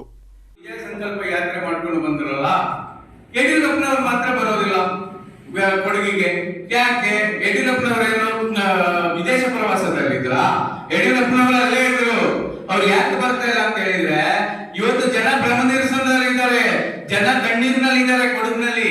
ಈ ಬಾರಿ 2 ಕ್ಷೇತ್ರದಲ್ಲಿ ಕೊಡಗಿನಲ್ಲಿ ಕಾಂಗ್ರೆಸ್ ಪಕ್ಷ ಗೆಲ್ತದೆ ಅಂತಕ್ಕಂಥದ್ದು ಬಿಜೆಪಿ ಅವರ ಆಂತರಿಕ ಸಮೀಕ್ಷೆಯಲ್ಲಿ ವರದಿಯಾಗಿದೆ. ಗುಪ್ತಚರ ವರದಿಗಳು ಅದೇ ರೀತಿ ಇದೆ, ಮತ್ತೆ ಜನರ ಭಾವನೆಗಳು ಕೂಡ ಅದೇ ರೀತಿ ಇದೆ. ಸೋಲೋ ಕ್ಷೇತ್ರಕ್ಕೆ ಯಡಿಯೂರಪ್ಪನವರು ಬರಕ್ಕೆ ಅವರು ತಯಾರಿಲ್ಲ. ಮಹಿಳಾ ಕಾಂಗ್ರೆಸ್ ಜಿಲ್ಲಾಧ್ಯಕ್ಷರಾದ ಸುರಯ್ಯ ಅಬ್ರಾರ್ ಮಾತನಾಡಿ, ಬಿಜೆಪಿ ಸುಳ್ಳನ್ನೇ ನಿಜವೆಂದು ಕಾಂಗ್ರೆಸ್ ವಿರುದ್ಧ ಅಪಪ್ರಚಾರ ಮಾಡುತ್ತಾ ಬರುತ್ತಿದೆ. ಕಾಂಗ್ರೆಸ್ ಅವಧಿಯಲ್ಲಿ ಜಿಲ್ಲೆಯ ಮಹಿಳೆಯರಿಗೆ ಪಕ್ಷ ಅಗತ್ಯ ಸ್ಥಾನಮಾನಗಳನ್ನು ನೀಡಿದೆ. ಆದರೆ ಬಿಜೆಪಿ ಸರ್ಕಾರದಲ್ಲಿ ಮಹಿಳೆಯರಿಗೆ ಯಾವುದೇ ಅವಕಾಶ ನೀಡಿಲ್ಲ. ಇದನ್ನು ಜಿಲ್ಲೆಯ ಮಹಿಳಾ ಮತದಾರರು ಅರಿತುಕೊಳ್ಳಬೇಕೆಂದು ತಿಳಿಸಿದರು. ನಾನು ಮಹಿಳಾ ಕಾಂಗ್ರೆಸ್ ಅಧ್ಯಕ್ಷರನ್ನಾಗಿ ಒಂದು ಸವಾಲು ಬಿಜೆಪಿ ಅವರಿಗೆ ಹಾಕ್ತೀನಿ. ಇಷ್ಟು ವರ್ಷ 5 ವರ್ಷ ಆಗಲಿಂದ 5 ಟರ್ಮ್ ಮಾಡಿದ್ದೀರಾ. ನೀವು ಯಾವ ಮಹಿಳೆಗೆ ನೀವು ವಿಧಾನಸಭಾ ಕ್ಷೇತ್ರಕ್ಕೆ ಏನಾದ್ರು ಚಾನ್ಸ್ ಕೊಟ್ಟಿದ್ದೀರಾ? ಅವ್ರಿಗೆ ಬೆಂಬಲ ಕೊಟ್ಟಿದ್ದೀರಾ? ಬರೀ ನಿಮ್ಮದೇ ಇತ್ತು ಆಡಳಿತ. ನೀವು ಅಟ್ಲೀಸ್ಟ್ ಅವ್ರಿಗೆ ಸ್ಟೇಟ್ಗೆ ತಗೊಂಡೋಗಿ ಒಂದು ಅವಕಾಶ ಕೊಡಬೇಕಿತ್ತು ಅವ್ರು ಮಹಿಳೆಯರಿಗೆ. ನೀವು ನಿಮ್ಮ ಕಡೆಯಿಂದ ಏನಾಗಿಲ್ಲ. ಅದೇ ರೀತಿಯಾಗಿ ನಾವು ಕಂಪ್ಯಾರಿಸನ್ ಮಾಡಿ ಕಾಂಗ್ರೆಸ್ ಪಾರ್ಟಿ ನೋಡಿದ್ರೆ ಹಿಂದಿನ ಹೋಗಿ ನಾವು ಎಲ್ಲ ಕಮ್ಯುನಿಟಿಗೆ ಅವರೊಂದು ಅವಕಾಶ ಕೊಟ್ಕೊಂಡು ಹೋಗಿದ್ದಾರೆ. ನಮ್ಮ ಜಿಲ್ಲೆಯಿಂದ ಯಾರಾಗಿ ನೀವು ಆಯ್ಕೆ ಮಾಡಿ ಒಂದು ಅವಕಾಶ ಕೊಟ್ಟಿದ್ದೀರಾ ಅಂತ ನೀವು ಅರ್ಥ ಮಾಡ್ಕೊಬೇಕಿಲ್ಲ. ಜಿಲ್ಲಾ ಕಾಂಗ್ರೆಸ್ ವಕ್ತಾರ ಟಾಟು ಮುಣ್ಣಪ್ಪ ಮಾತನಾಡಿ, ಸಿದ್ದರಾಮಯ್ಯ ಅವರು ಅಧಿಕಾರದಲ್ಲಿದ್ದ ಸಂದರ್ಭ ಪಕ್ಷದ ಪ್ರಣಾಳಿಕೆಯ ಆಶ್ವಾಸನೆಗಳನ್ನು ಈಡೇರಿಸಿದ್ದಾರೆ. ಬಿಜೆಪಿ ಸರ್ಕಾರದ ಅವಧಿಯಲ್ಲಿ ಪ್ರಣಾಳಿಕೆಯಲ್ಲಿ ಏನನ್ನು ಪೂರೈಸಿದ್ದಾರೆಂದು ಪ್ರಶ್ನಿಸಿದರು. ಅಲ್ಲಲ್ಲಿ ಹಾಸ್ಯವನ್ನು ಮಾಡ್ತಿರುವಂಥದ್ದು ಸಾಮಾಜಿಕ ಜಾಲತಾಣಗಳಲ್ಲೆಲ್ಲ ಕಂಡು ಬರ್ತಾ ಇದೆ. ನಾನು ಈ ನಮ್ಮ ಮುಖ್ಯನ ನಾನು ಬಿಜೆಪಿ ಅವರಲ್ಲಿ ಒಂದು ಪ್ರಶ್ನೆ ಮಾಡಲು ಬಯಸಿದ್ರೆ, ಕಳೆದ ನಮ್ಮ ಸಿದ್ದರಾಮಯ್ಯ ನೇತೃತ್ವದ ಕಾಂಗ್ರೆಸ್ ಸರ್ಕಾರ ಇದ್ದಾಗ 169 ಏನು ಪ್ರಣಾಳಿಕೆಯಲ್ಲಿ 169 ಆಶ್ವಾಸನೆಗಳನ್ನ ಕೊಟ್ಟಿದ್ದೀವಿ. ಅದನ್ನು ಸಂಪೂರ್ಣವಾಗಿ ಸಿದ್ದರಾಮಯ್ಯ ನೇತೃತ್ವದ ಸರ್ಕಾರ ಅದನ್ನು ಪೂರ್ಣಗೊಳಿಸಿದೆ. ಈಗ ಬಿಜೆಪಿ ಅವರು ಹೇಳಬೇಕಾಗ್ತದೆ, ಕಳೆದ 4 ವರ್ಷಗಳಿಂದ ಅವರು ಕೊಡಗಿಗೆ ಪ್ರತ್ಯೇಕವಾದಂಥ ಪ್ರಣಾಳಿಕೆಯನ್ನು ಸಹ ಮಾಡಿದರು. ಜಿಲ್ಲಾ ಕಾಂಗ್ರೆಸ್ ಪರಿಶಿಷ್ಟ ಜಾತಿ ಘಟಕದ ಅಧ್ಯಕ್ಷ ಬಿಇ ಜಯೇಂದ್ರ ಮಾತನಾಡಿ, ಗೋಣಿಕೊಪ್ಪಲಿನಲ್ಲಿ ನಡೆದ ಬಿಜೆಪಿ ವಿಜಯ ಸಂಕಲ್ಪ ಯಾತ್ರೆಯ ಸಂದರ್ಭ ಅಂಬೇಡ್ಕರ್ ಭಾವಚಿತ್ರದ ಮೇಲೆ ಅವಮಾನಿಸುವ ರೀತಿಯಲ್ಲಿ ಮುಖ್ಯಮಂತ್ರಿಗಳ ಭಿತ್ತಿಪತ್ರವನ್ನು ಅಂಟಿಸಲಾಗಿದೆ. ಈ ಬಗ್ಗೆ ಮಾರ್ಚ್ 19ರಂದು ಜಿಲ್ಲಾಧಿಕಾರಿಗಳ ಕಚೇರಿ ಎದುರು ಪ್ರತಿಭಟನೆ ನಡೆಸಲಾಗುವುದು ಎಂದರು. ಒಂದು ವೇಳೆ ವಿರಾಜಪೇಟೆ ತಾಲೂಕಿನ ಗೋಣಿಕೊಪ್ಪದಲ್ಲಿ ಬಿಜೆಪಿಯ ವಿಜಯ ಸಂಕಲ್ಪ ಯಾತ್ರೆಯಲ್ಲಿ ಬಾಬಾ ಸಾಹೇಬ್ ಅಂಬೇಡ್ಕರ್ ಅವರ ಒಂದು ಪೋಸ್ಟ್ ಇರ್ತದೆ. ಈ ಪೋಸ್ಟ್ ಮೇಲೆ ನಮ್ಮ ಕರ್ನಾಟಕದ ಮುಖ್ಯಮಂತ್ರಿ ಬಸವರಾಜ ಬೊಮ್ಮಾಯಿ ಅವರ ಒಂದು ಚಪ್ಪಲಿ ಹಾಕಿದಂಥ ಒಂದು ಫೋಟೋವನ್ನ ಅವರ ಮುಖದ ಮೇಲೆ ಚಪ್ಪಲಿ ಬೀಳೋ ರೀತಿ ಮಾಡಿ ಬಿಜೆಪಿಯವರು ಇವತ್ತು ನಮ್ಮ ಇಡೀ ವಿಶ್ವವನ್ನು ಕೊಂಡಾಡದಂಥ ಬಾಬಾ ಸಾಹೇಬ್ ಅಂಬೇಡ್ಕರ್ ಅವರಿಗೆ ಅವಮಾನ ಮಾಡಿದ್ದಾರೆ. ಈ ಒಂದು ಅವಮಾನವನ್ನ ನಾವು ಕೊಡಗು ಜಿಲ್ಲಾ ಕಾಂಗ್ರೆಸ್ ಪರಿಶಿಷ್ಟ ಜಾತಿ ಇಲಾಖೆ ತೀವ್ರವಾಗಿ ಖಂಡಿಸುತ್ತದೆ. ಈ ರೀತಿ ಅವಮಾನ ಮಾಡಿದ್ದನ್ನ ಬಿಜೆಪಿಯವರು ನೀವು ಈ ಸಂದರ್ಭದಲ್ಲಿ ನೀವು ಕೇಳ್ತೀವಿ, ನೀವು ಸ್ಪಷ್ಟೀಕರಣ ಕೊಡಬೇಕು. ನೀವು ಸುದ್ದಿಗೋಷ್ಠಿಯಲ್ಲಿ ಜಿಲ್ಲಾ ಕಾಂಗ್ರೆಸ್ ಪ್ರಧಾನ ಕಾರ್ಯದರ್ಶಿ ಕೊಲ್ಲಿಯದ ಗಿರೀಶ್ ಹಾಗೂ ನಗರ ಕಾಂಗ್ರೆಸ್ ಅಧ್ಯಕ್ಷ ಬಿವೈ ರಾಜೇಶ್ ಉಪಸ್ಥಿತರಿದ್ದರು. ಹೊತ್ತೂರು ಗ್ರಾಮ ಪಂಚಾಯಿತಿ ವ್ಯಾಪ್ತಿಯ ಪಾಲೆಮಾಡು ಕಾನ್ಸಿರಾಮ್ ನಗರದ ಬಡಜನತೆಗೆ ಅಕ್ರಮ ಸಕ್ರಮದಡಿ ಜಾಗ ಮಂಜೂರು ಮಾಡದಿದ್ದಲ್ಲಿ ವಿಧಾನಸಭೆ ಚುನಾವಣೆಯಿಂದ ಬಹಿಷ್ಕಾರ ಮಾಡುವುದಾಗಿ ಸ್ಥಳೀಯ ನಿವಾಸಿಗಳು ಎಚ್ಚರಿಕೆ ನೀಡಿದ್ದಾರೆ. ನಗರದಲ್ಲಿ ಸುದ್ದಿಗೋಷ್ಠಿಯಲ್ಲಿ ಮಾತನಾಡಿದ ಪಾಲೆಮಾಡು ನಿವಾಸಿ ಪಿಎ ಧನಂಜಯ, ಭೂ ಮಾಲೀಕರು ಒತ್ತುವರಿ ಮಾಡಿಕೊಂಡಿರುವ ಸರ್ಕಾರಿ ಜಾಗವನ್ನು 30 ವರ್ಷಗಳಿಗೆ ಗುತ್ತಿಗೆ ಆಧಾರದಲ್ಲಿ ನೀಡಲು ತಯಾರಿರುವ ಸರ್ಕಾರ ಬಡವರ ಸ್ವಾಧೀನದಲ್ಲಿರುವ 5 ರಿಂದ 10 ಸೆಂಟ್ ಜಾಗಕ್ಕೆ ಯಾಕೆ ಹಕ್ಕುಪತ್ರ ನೀಡ್ತಾ ಇಲ್ಲವೆಂದು ಪ್ರಶ್ನೆ ಮಾಡಿದರು. ಒಂದು ಸಣ್ಣ ಸೂರಿಗಾಗಿ 94C 94CC ಅಡಿ ಅರ್ಜಿ ಸಲ್ಲಿಸಿ ವರ್ಷಗಟ್ಟಲೆ ಅಲೆದಾಡಿದ್ರೂ ಯಾವುದೇ ಪ್ರಯೋಜನವಾಗ್ತಾ ಇಲ್ಲ. ಅಕ್ರಮ ಸಕ್ರಮದಡಿ ನೀಡಲಾಗಿರುವ ಬಡವರ ಅರ್ಜಿ ತಿರಸ್ಕೃತವಾಗ್ತಾ ಇದ್ದು ಸರ್ಕಾರ ಬಡವರ ಬಗ್ಗೆ ಮಲತಾಯಿ ಧೋರಣೆ ಪ್ರದರ್ಶಿಸ್ತಾ ಇದೆ. ಕಳೆದ 15 ವರ್ಷಗಳಿಂದ ಪಾಲೆಮಾಡಿನ ಕಾನ್ಸಿರಾಮ್ ನಗರದಲ್ಲಿ 260ಕ್ಕೂ ಹೆಚ್ಚು ಕುಟುಂಬಗಳು ವಾಸ ಮಾಡ್ತಾ ಇದ್ದು ಹಕ್ಕುಪತ್ರ ಮತ್ತು ಮೂಲಭೂತ ಸೌಲಭ್ಯಗಳ ಕೊರತೆಯನ್ನು ಎದುರಿಸ್ತಾ ಇವೆ. ಈ ಬಗ್ಗೆ ಅನೇಕ ವರ್ಷಗಳಿಂದ ಜಿಲ್ಲಾಡಳಿತ ಮತ್ತು ಜನಪ್ರತಿನಿಧಿಗಳ ಗಮನ ಸೆಳೆಯುತ್ತಾ ಬರಲಾಗ್ತಾ ಇದ್ರು ಇಲ್ಲಿಯವರೆಗೆ ಯಾವುದೇ ಸ್ಪಂದನೆ ದೊರೆತಿಲ್ಲವೆಂದು ಆರೋಪಿಸಿದರು. ಜಿಲ್ಲಾಧಿಕಾರಿಗಳು ತಕ್ಷಣ ಪಾಲೆಮಾಡು ಗ್ರಾಮಕ್ಕೆ ಭೇಟಿ ನೀಡಿ ಇಲ್ಲಿನ ಜನರ ಸಂಕಷ್ಟಗಳನ್ನು ಆಲಿಸಬೇಕು. ಇಲ್ಲಿರುವ ಅರ್ಹ ಬಡ ಕುಟುಂಬಗಳಿಗೆ ನಿವೇಶನ ಒದಗಿಸಲು ಕ್ರಮ ಕೈಗೊಳ್ಳಬೇಕು. ರಸ್ತೆ, ಚರಂಡಿ, ಕುಡಿಯುವ ನೀರು ಸೇರಿದಂತೆ ಮೂಲಭೂತ ಸೌಲಭ್ಯ ಮತ್ತು ಅಂಬೇಡ್ಕರ್ ಭವನ ನಿರ್ಮಾಣಕ್ಕೆ ಅನುದಾನ ಒದಗಿಸಬೇಕೆಂದು ಧನಂಜಯ ಒತ್ತಾಯಿಸಿದರು. ಈ ಬೇಡಿಕೆಗಳು ಈಡೇರದಿದ್ದಲ್ಲಿ ಚುನಾವಣೆ ಸಂದರ್ಭ ಮನೆಯ ಮುಂಭಾಗ ಕಪ್ಪು ಬಾವುಟ ಹಾರಿಸಿ ಪ್ರತಿಭಟನೆ ನಡೆಸಲಾಗುತ್ತೆ ಎಂದರು. ಹಾಗೂ ನಮೂನೆ 57 ಅರ್ಜಿ ಫಾರಂನಲ್ಲಿ ಸಲ್ಲಿಸಿ ಕೆಲವು ನಿಬಂಧನೆಗಳನ್ನು ಘೋಷಿಸಿತು. 94C, 94CC ಇವೆರಡೂ ಬಡವರ ಪಾಲಿನವಾಗಿರುತ್ತದೆ. ಇದು ಅರ್ಜಿ ಸಲ್ಲಿಸಿ ವರ್ಷಗಟ್ಟಲೆ ಕಾಯಬೇಕಾದ ಅರ್ಜಿಗಳು. ಬಡವರು ಎಷ್ಟೇ ಪ್ರಯತ್ನ ಪಟ್ಟರು ಅವರ ಅರ್ಜಿಗೆ ಮೀನಾ ಮೇಸವೆನಿಸಿ ಸಿಗುವ ಹಕ್ಕುಪತ್ರ ಕೇವಲ 1 ಸೆಂಟು, ಅರ್ಧ ಸೆಂಟು ಜಾಗಗಳು ಹಕ್ಕುಪತ್ರದೊಂದಿಗೆ 100 ರು ಬಾಂಡ್ ಕೊಡಬೇಕಾಗುತ್ತದೆ. ಅದರಲ್ಲಿ 10 ಷರತ್ತುಗಳು ಇರುತ್ತದೆ. ಯಾವುದಾದನ್ನು ಮೀರಬಾರದು. ಬಡವರು 10 ಸೆಂಟ್ ಜಾಗ ಬಳಸಿಕೊಳ್ಳುವಂತಿಲ್ಲ. ಅದಕ್ಕೆ 57ರ ಅರ್ಜಿ ನಮೂನೆ ಮಾನದಂಡ ಕಂಡು ತುಂಬಾ ಕಡಕವಾಗಿದೆ. ಇಂತಹ ಸರ್ಕಾರ ನಿಯಮಗಳನ್ನು ಖಂಡಿಸಿ ಇದೀಗ ಪಾಲೆಮಾಡುವಿನಲ್ಲಿ ವಾಸವಿರುವ 260 ಕುಟುಂಬಗಳು ತಮ್ಮ ಮೂಲಭೂತ ಸೌಕರ್ಯಗಳಿಗೆ ಬೇಕಾದಷ್ಟು ಕನಿಷ್ಠ 5 ರಿಂದ 10 ಸೆಂಟ್ ಜಾಗವನ್ನು ಸ್ವಾಧೀನಪಡಿಸಿಕೊಂಡು ಮನೆ ನಿರ್ಮಿಸಿಕೊಂಡಿದ್ದು, ತಮ್ಮ ಸ್ವಾಧೀನದಲ್ಲಿರುವ ಜಾಗಕ್ಕೆ 57ರ ತಹಸೀಲ್ದಾರ್ ಅವರ ಮುಖಾಂತರ ನಮೂನೆ 57ರಲ್ಲಿ ಅರ್ಜಿ ಸಲ್ಲಿಸಿದ್ದು, ಈ ವಿಷಯಕ್ಕೆ ಸಂಬಂಧಿಸಿದಂತೆ ಜಿಲ್ಲಾಧಿಕಾರಿಯವರು ಚುನಾವಣೆ ನೀತಿ ಸಂಹಿತೆ ಜಾರಿಯಾಗುತ್ತಾ ಮೊದಲು ಪರಿಶೀಲನೆ ನಡೆಸಿ ತಕ್ಷಣ ಕ್ರಮ ಕೈಗೊಂಡು ಅಕ್ರಮ ಸಕ್ರಮದಡಿಯಲ್ಲಿ ಜಾಗ ಮಂಜೂರಾತಿ ನೀಡದಿದ್ದಲ್ಲಿ 2023 ವಿಧಾನಸಭಾ ಚುನಾವಣೆ ಬಹಿಷ್ಕಾರ ಮಾಡಿ ಸರ್ಕಾರದ ಪರವಿರುವ ಜಿಲ್ಲಾಧಿಕಾರಿಯವರನ್ನೇ ಹೊಣೆಗಾರನಾಗಿಸಿ 260 ಕುಟುಂಬ ಎಂದರೆ 1000. ಸ್ವಾಮಿ ವಿವೇಕಾನಂದ ಯೂತ್ ಮೂವ್ಮೆಂಟ್ ಕೊಡಗು ಶಾಖೆ, ಜಿಲ್ಲಾ ವಿಪತ್ತು ನಿರ್ವಹಣಾ ಪ್ರಾಧಿಕಾರ ಕೊಡಗು ಜಿಲ್ಲೆ ಮತ್ತಿತರ ಸಂಘ ಸಂಸ್ಥೆಗಳ ಸಹಯೋಗದಲ್ಲಿ ಮಡಿಕೇರಿಯ ಇಂಡಿಯನ್ ರೆಡ್ ಕ್ರಾಸ್ ಸೊಸೈಟಿಯ ಸಭಾಂಗಣದಲ್ಲಿ ವಿಪತ್ತು ನಿರ್ವಹಣೆಯಲ್ಲಿ ವಿಶೇಷ ಚೇತನರ ಅವಶ್ಯಕತೆಗಳ ಅಳವಡಿಕೆಯ ವಿಷಯದ ಕುರಿತಂತೆ ಜಿಲ್ಲಾ ಮಟ್ಟದ ಪ್ರಸರಣ ಕಾರ್ಯಾಗಾರವೊಂದು ಹಮ್ಮಿಕೊಳ್ಳಲಾಗಿತ್ತು. ಕಾರ್ಯಕ್ರಮವನ್ನು ಕೊಡಗು ಜಿಲ್ಲಾ ವಿಪತ್ತು ನಿರ್ವಹಣಾ ಪ್ರಾಧಿಕಾರದ ವಿಪತ್ತು ನಿರ್ವಹಣಾ ಪರಿಣತರಾದ ಅನನ್ಯ ವಾಸುದೇವ್ ಅವರು ಉದ್ಘಾಟಿಸಿದರು.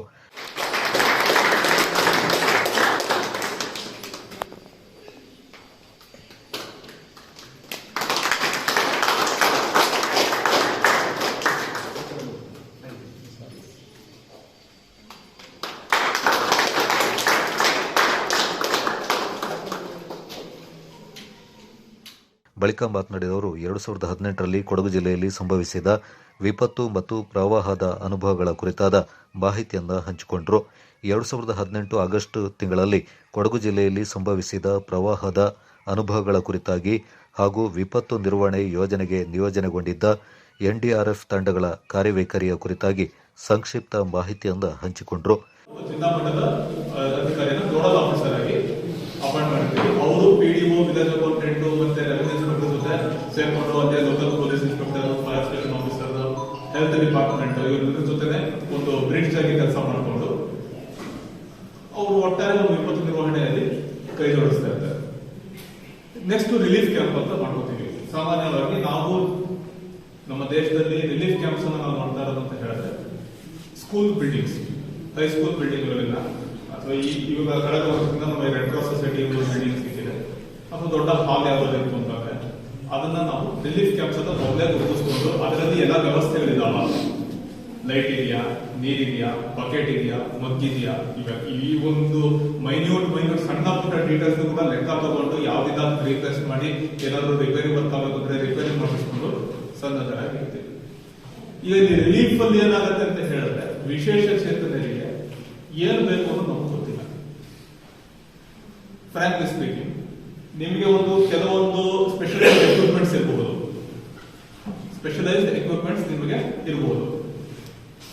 ಅದು ಏನ್ ಬೇಕು ಅನ್ನೋದು ನಮ್ಮ ವಿಪತ್ತು ನಿರ್ವಹಣಾ ಪ್ರಾಧಿಕಾರಕ್ಕೆ ಗೊತ್ತಿರಲ್ಲ, ಅಥವಾ ಆ ಒಂದು ಸ್ಪೆಷಲೈಸ್ಡ್ ಎಕ್ವಿಪ್ಮೆಂಟ್ ಅವಶ್ಯಕತೆ ಇರುವಂತಹ ಒಬ್ರು ವಿಶೇಷ ಚೇತನರು ನಮ್ಮ ಜಿಲ್ಲೆಯಲ್ಲಿದ್ದಾರೆ, ಆ ಮಾಹಿತಿ ನಮ್ಗೆ ಸಿಗಲ್ಲ. ನಮ್ಗೆ ಈ ಮಾಹಿತಿ ಸಿಗತ್ತೆ, ನಮ್ಮ ಜಿಲ್ಲೆನಲ್ಲಿ ಎಷ್ಟು ಜನ ವಿಶೇಷ ಚೇತನರಿದ್ದಾರೆ ಸಿಕ್ಬಿಡುತ್ತೆ. ಆದ್ರೆ ಕೆಲವರಿಗೆ ಈಗ ಏನಾಗುತ್ತೆ ಅಂತ ಹೇಳಿದ್ರೆ ಸ್ಕೂಲ್ ಬಿಲ್ಡಿಂಗ್ ತಗೊಂಡಿರ್ತೀವಿ ರಿಲೀಫ್ ಕ್ಯಾಂಪ್ಗೆ ಅಂತ, ಅಲ್ಲಿ ಕಮೋಡ್ ಇರ್ಲಿಕ್ಕಿಲ್ಲ, ಕೆಳಗಡೆ ಕೂತ್ಕೊಳ್ಳಿಕ್ಕೆ ಒಬ್ರು ಕಷ್ಟ ಆಗಿರ್ಬೋದು, ನಮ್ಗೆ ಗೊತ್ತಾಗಿರಲ್ಲ. ಸೊ ಅಂತ ಸಂದರ್ಭದಲ್ಲಿ ನಾವೇನ್ ಮಾಡ್ತೀವಿ ಅಂತಂದ್ರೆ ಅವ್ರನ್ನ ನಾವು taluk health hospital health care centre PHC ಕಳಿಸ್ಬಿಟ್ಟು ಇಮಿಡಿಯೇಟ್ ಅವತ್ತಿನ ಒಂದು ದಿನ ಏನು ರೆಸ್ಕ್ಯೂ ಆಗಿರುತ್ತೆ ಅವತ್ತೊಂದು ದಿನ ಹೇಗಾದ್ರು ಒಂದು ಅಡ್ಜಸ್ಟ್ ಮಾಡಿಕೊಂಡು ನೆಕ್ಸ್ಟ್ ಅದಕ್ಕೆ ಏನ್ ಮಾಡಬೇಕು ಅನ್ನೋದನ್ನ ನೋಡ್ತಾ ಇರ್ತೀವಿ. ಕಾರ್ಯಕ್ರಮದ ಅಧ್ಯಕ್ಷತೆಯಿಂದ ವಹಿಸಿ ಮಾತನಾಡಿದ ಸ್ವಾಮಿ ವಿವೇಕಾನಂದ ಯೂತ್ ಮೂವ್ಮೆಂಟ್ನ ವ್ಯವಸ್ಥಾಪನಾ ಸಮಿತಿ ಸದಸ್ಯರಾದ ವಿಶ್ವನಾಥ್ ಕೆಕೆ, ಕೊಡಗು ಜಿಲ್ಲೆಯಲ್ಲಿ ಸಂಭವಿಸಿದ ಪ್ರವಾಹದ ಅನುಭವಗಳ ಕುರಿತಾಗಿ ವಿಪತ್ತು ನಿರ್ವಹಣೆಯಲ್ಲಿ ವಿಶೇಷ ಚೇತನರ ಅವಶ್ಯಕತೆಗಳ ಅಳವಡಿಕೆ ಎಂಬ ಜಿಲ್ಲಾ ಮಟ್ಟದ ಪ್ರಸರಣ ಕಾರ್ಯಾಗಾರವನ್ನು ಹಮ್ಮಿಕೊಂಡು ಜಿಲ್ಲೆಯಲ್ಲಿ ಪ್ರವಾಹದ ಸಂದರ್ಭದಲ್ಲಿ ವಿಶೇಷ ಚೇತನರು ಅನುಭವಿಸಿದ ಘಟನೆಯ ಕುರಿತಾಗಿ ಮಾಹಿತಿ ಪಡೆದುಕೊಂಡು ಅಧ್ಯಯನ ಮಾಡಿರುವುದು ಸಂತಸದ ವಿಷಯವಾಗಿದೆ ಎಂದರು. ವಿಕೋಪದ ಪರಿಸ್ಥಿತಿಯಲ್ಲಿ ಅಂಗವಿಕಲರಿಗಾಗಿರುವಂತಹ ಅಧ್ಯಯನ ಮಾಡಲಿಕ್ಕಿರುವಂತಹ ಹೊರಗಿನ ದೇಶದಿಂದ ಕೂಡ ನಮ್ಮಲ್ಲಿ ಕರೆಸಿದ್ದಾರೆ. ಈಗಾಗಲೇ ಮಾತಾಡ್ತಾ ಡಾಕ್ಟರ್ ಸೀತಾರಾಮ್ ಅವರು ತಾಪತ್ರಯ, ಈಗ ತಾಪ ಹೊರಗಡೆ ಜಾಸ್ತಿ ಆಗ್ಬೋದು, ಇನ್ನೊಂದು ತಾಪತ್ರಯ ಶುರುವಾಗುತ್ತೆ, ಸೆಕೆಯ ತಾಪತ್ರಯ ಶುರುವಾಗುತ್ತೆ. ಜೊತೆಗೆ ಸ್ವಲ್ಪ ನಾವು ಯೋಚನೆ ಮಾಡೋಣ ಹಲವಾರು ವಿಚಾರಗಳನ್ನ. ನಾವು ಮಾಮೂಲಿ ಒಂದು ಸ್ಲ್ಯಾಂಗ್ ಹೇಳ್ತೀವಿ, ಏನು ಹೇಳ್ತೀವಿ ಅಂದರೆ ಮನುಷ್ಯನಿಗೆ 108 ಕಾಯಿಲೆ ಅಂತೀವಲ್ವಾ, ಆಂಬ್ಯುಲೆನ್ಸ್ಗೆ ಹಾಕಿ 108 ಅಂತ ಹೆಸರು ಮನುಷ್ಯನಿಗೆ 108 ಕಾಯಿಲೆ, ಯಾಕೆ ಆಂಬ್ಯುಲೆನ್ಸ್ಗೆ ಇಟ್ಟು ಆಂಬ್ಯುಲೆನ್ಸ್ ಕಾಯಿಲೆ ಅಂತಲ್ಲ ಅಲ್ಲ, ಅದಕ್ಕೆ ಪ್ರಾಬ್ಲಮ್ ಈಗ 112 ಮಾಡಿ ಅದು 108 ಅಂತಿದ್ದದಂದ್ರೆ 112 ಪ್ರಾಬ್ಲಮ್. ನಾವು ಈ ಥರ ಗಾದೆ ಮಾತಾಡಿದ್ದಕ್ಕೆ